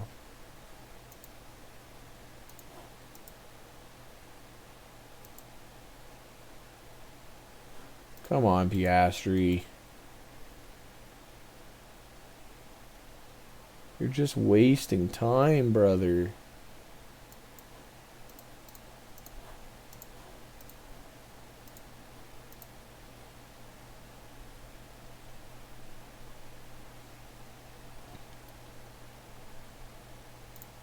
Oh. No, it's definitely time for you to pit.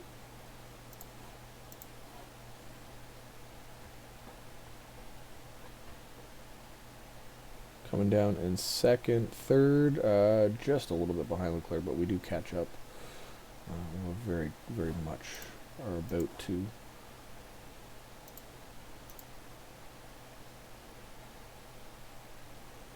Duhan overtaking Leclerc.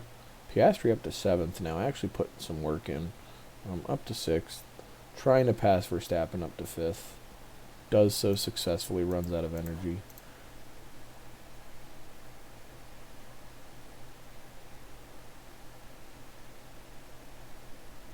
Yeah.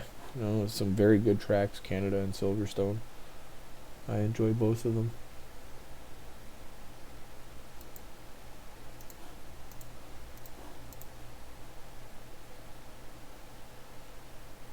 Yeah, when you think of Canada, you definitely don't think of like a high-speed circuit like that is for the F1. But there it is anyway, with ridiculously long straights. So Doohan going down to a standard pace now. Piastri not with that luxury. Verstappen spinning. We're fighting with Perez, losing energy.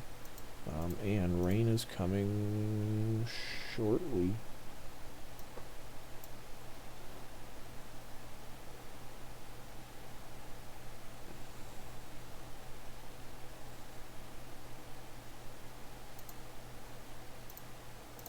Ooh, I don't think I'm going to make it.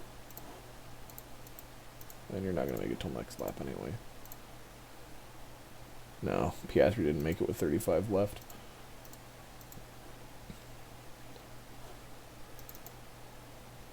Those that do pit are throwing on... Oh, it's a kind of a mix between wet and inters. That's interesting.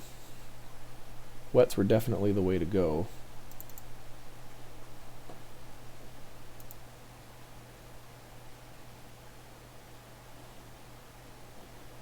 Let's see if Piastri can catch up here. Put some pressure on Sainz. We could use this one too. I don't think he's going to be a flop. I think he's got the potential to be really good. I just don't think it'll be with McLaren. I think he'll earn his keep with McLaren, and then go elsewhere to be competitive.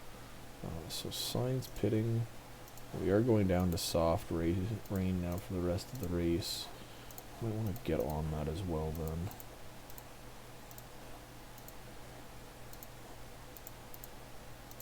And get aggressive. So Piastri down. A little bit. Doohan comfortably in first. Yeah, but according to all the things, nothing was ever offered to him. So it wasn't his fault for leaving. It was quite literally the fact that the two times in the year that they were supposed to send him something, or like even by the deadline, he never received an offer for the second car. He never even received an offer to be the reserve driver again. They just legitimately didn't offer contracts to him or Alonso, because Alonso didn't get anything from them either, and that's why he left for Aston Martin, is because he wanted to secure a seat. So we take a 1-2. That's exactly what we needed.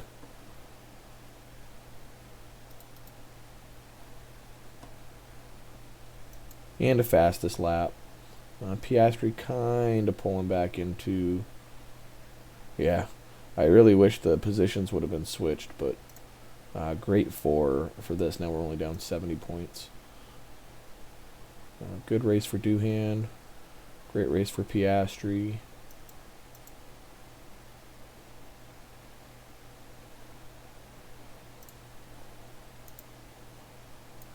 Forward room, poor condition.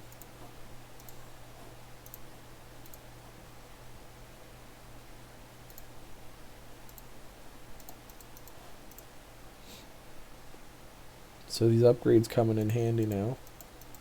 Weather center, poor condition. We'll just upgrade it. We are 90 for braking. 92 for cornering.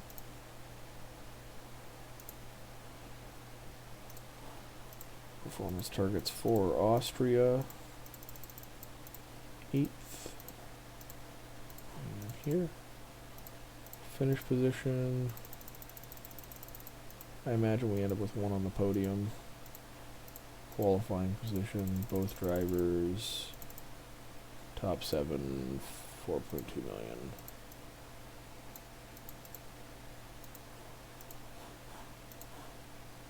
To Austria.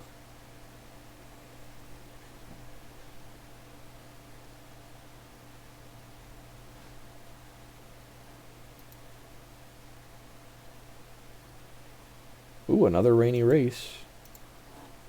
More opportunities for 1-2s.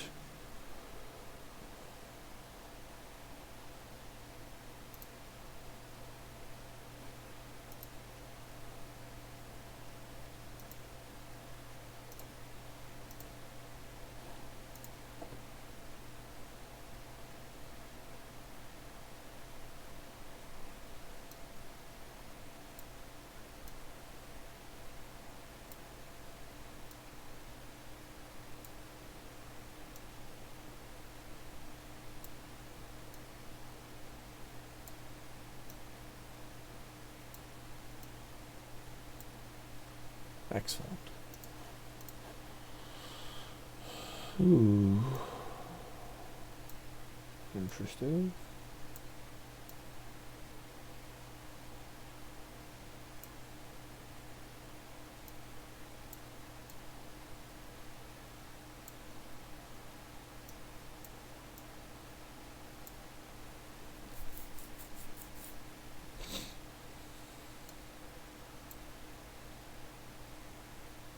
Yeah, why not?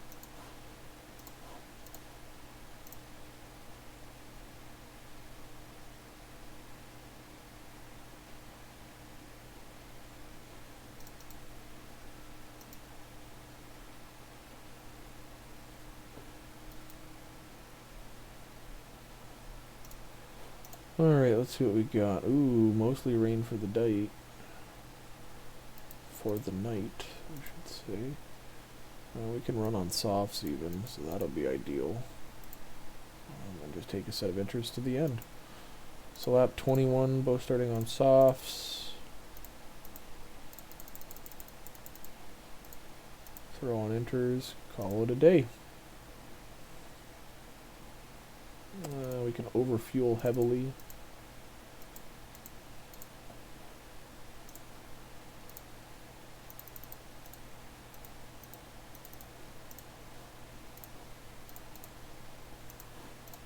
And off to Austria.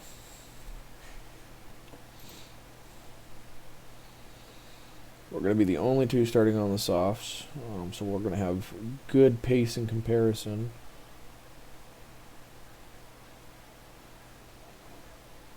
You can see some people even electing to start on the hards, which isn't necessary because the rain is coming. So we are here, we've pulled a lead. Now we just need to maintain.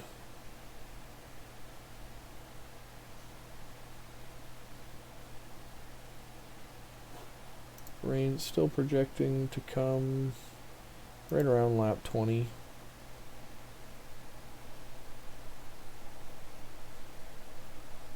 Hey guys, if you're new to the stream, don't forget to throw a follow. I stream almost every night after 8 p.m. Eastern, intermittently throughout the day too, as Reezy will tell you. Sometimes it's for like 45 minutes, 3 times a day. It happens. I also have a YouTube channel, @NovaWheel, same handle, if you guys want to check out streams that you have missed, like the beginning of our 2022 run, our 2023 Double World Championship Aston Martin run, just to see the changes that I made to the lineups, contract advice, that sort of stuff too, all available there for you. Especially for main people like Mr. Resta, contract that you can get him for the most cost-effective option. Contracts that you can put rookies on that cost you absolutely nothing over 5 years, while still getting good development and positions out of them. As you can see, in 1 year, they are still doing the work. I'm going to pit you now. It's probably too soon, but that is what it is. The rain is coming. Yeah, there it is. So Doohan's going to be off to a good position there. Up to third again. And then into second. Oh, Perez even making a mistake. Or was it a Williams? Probably a Williams of Joe.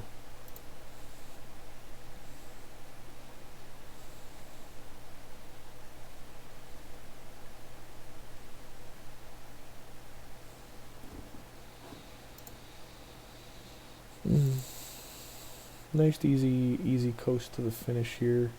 Not pushing on tires, just kind of pushing on fuel a little bit. But the tire wear will be negated by the fact that we're sitting in the 2.5 to 3 millimeters of rain and not at like the 1.2 to 1.5. So tire wear will still be good. Not like we don't have a lot to play with by the end of the race anyway.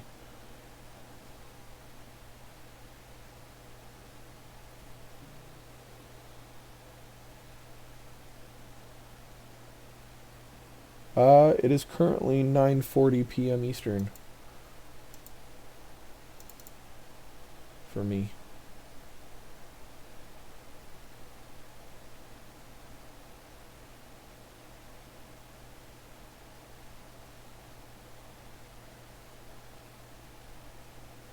Oh shit. Late for you. Appreciate you staying up with us.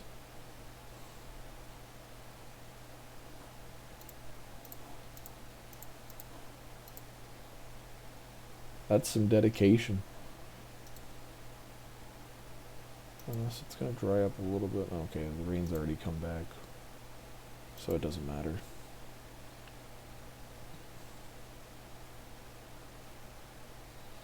Another 1-2. What does this do for the constructors? Ooh, we are less than 50 points down. Ideal. Drivers, this brings Piastri back within 30 points of Leclerc. So that's also ideal. He's quite behind Sainz, and Sainz has the fastest lap. So we're looking pretty good here for some catch-up. We needed this.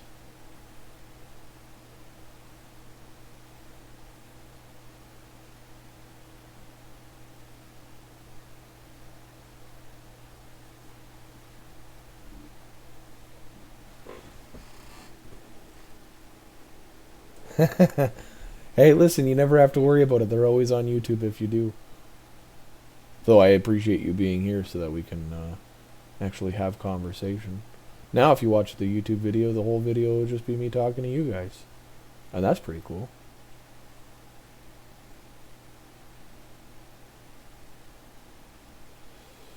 Leclerc catching up to Sainz. Oh, he makes a mistake. I really hope he doesn't catch up. I don't want him getting any extra points.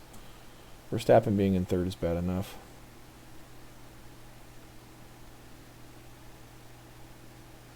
Alright, man. Oh, it looks like you guys are in the same time zone. That's funny. Yeah, brother, have a good night. Appreciate you coming to the stream. Hope to have more like this with you. We'll see you tomorrow.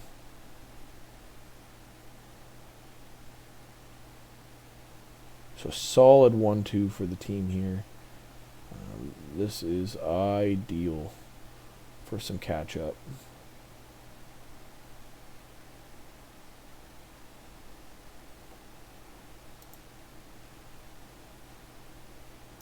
No fastest lap, but Leclerc only gets 11 points. Verstappen only gets 15. We get 25, so we are making some gains. Doohan also gaining on Carlos. And overall, we are catching. 1 less win, 4 less podiums, another fastest lap, and 3 pole positions to their 7. But overall, some good work.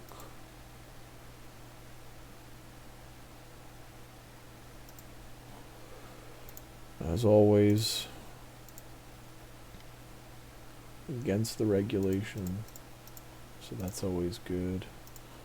Development point for Doohan, 91 braking.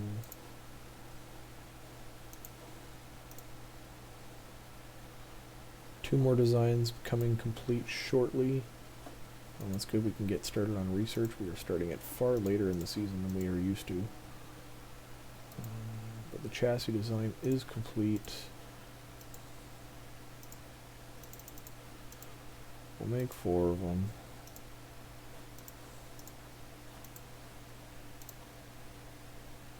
$45 days for that.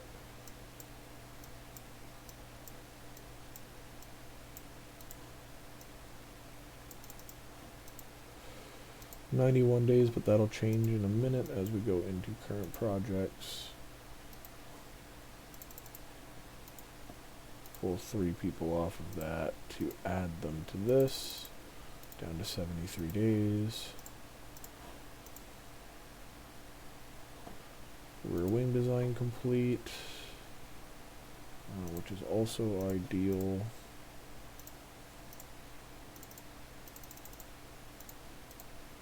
For 2 million. We can start a suspension research project.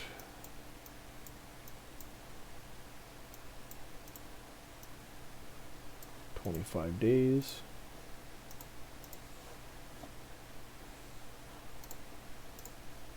So new chassis, more top speed, more acceleration. Still not even close to that frickin' Ferrari, man. I don't know what we're gonna do. Moving up a little bit with the DRS.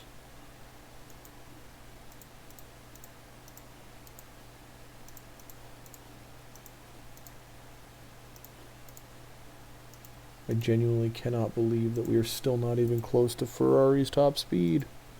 Like, look at this. I've invested everything into top speed over the last several upgrades. We're dominating them in the corners, but, like, come on.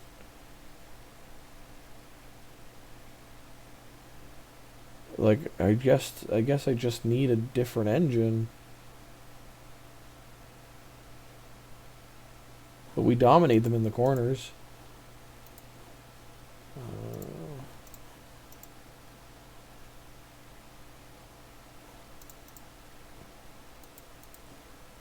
No development points, no staff points. I'm gonna save before I forget.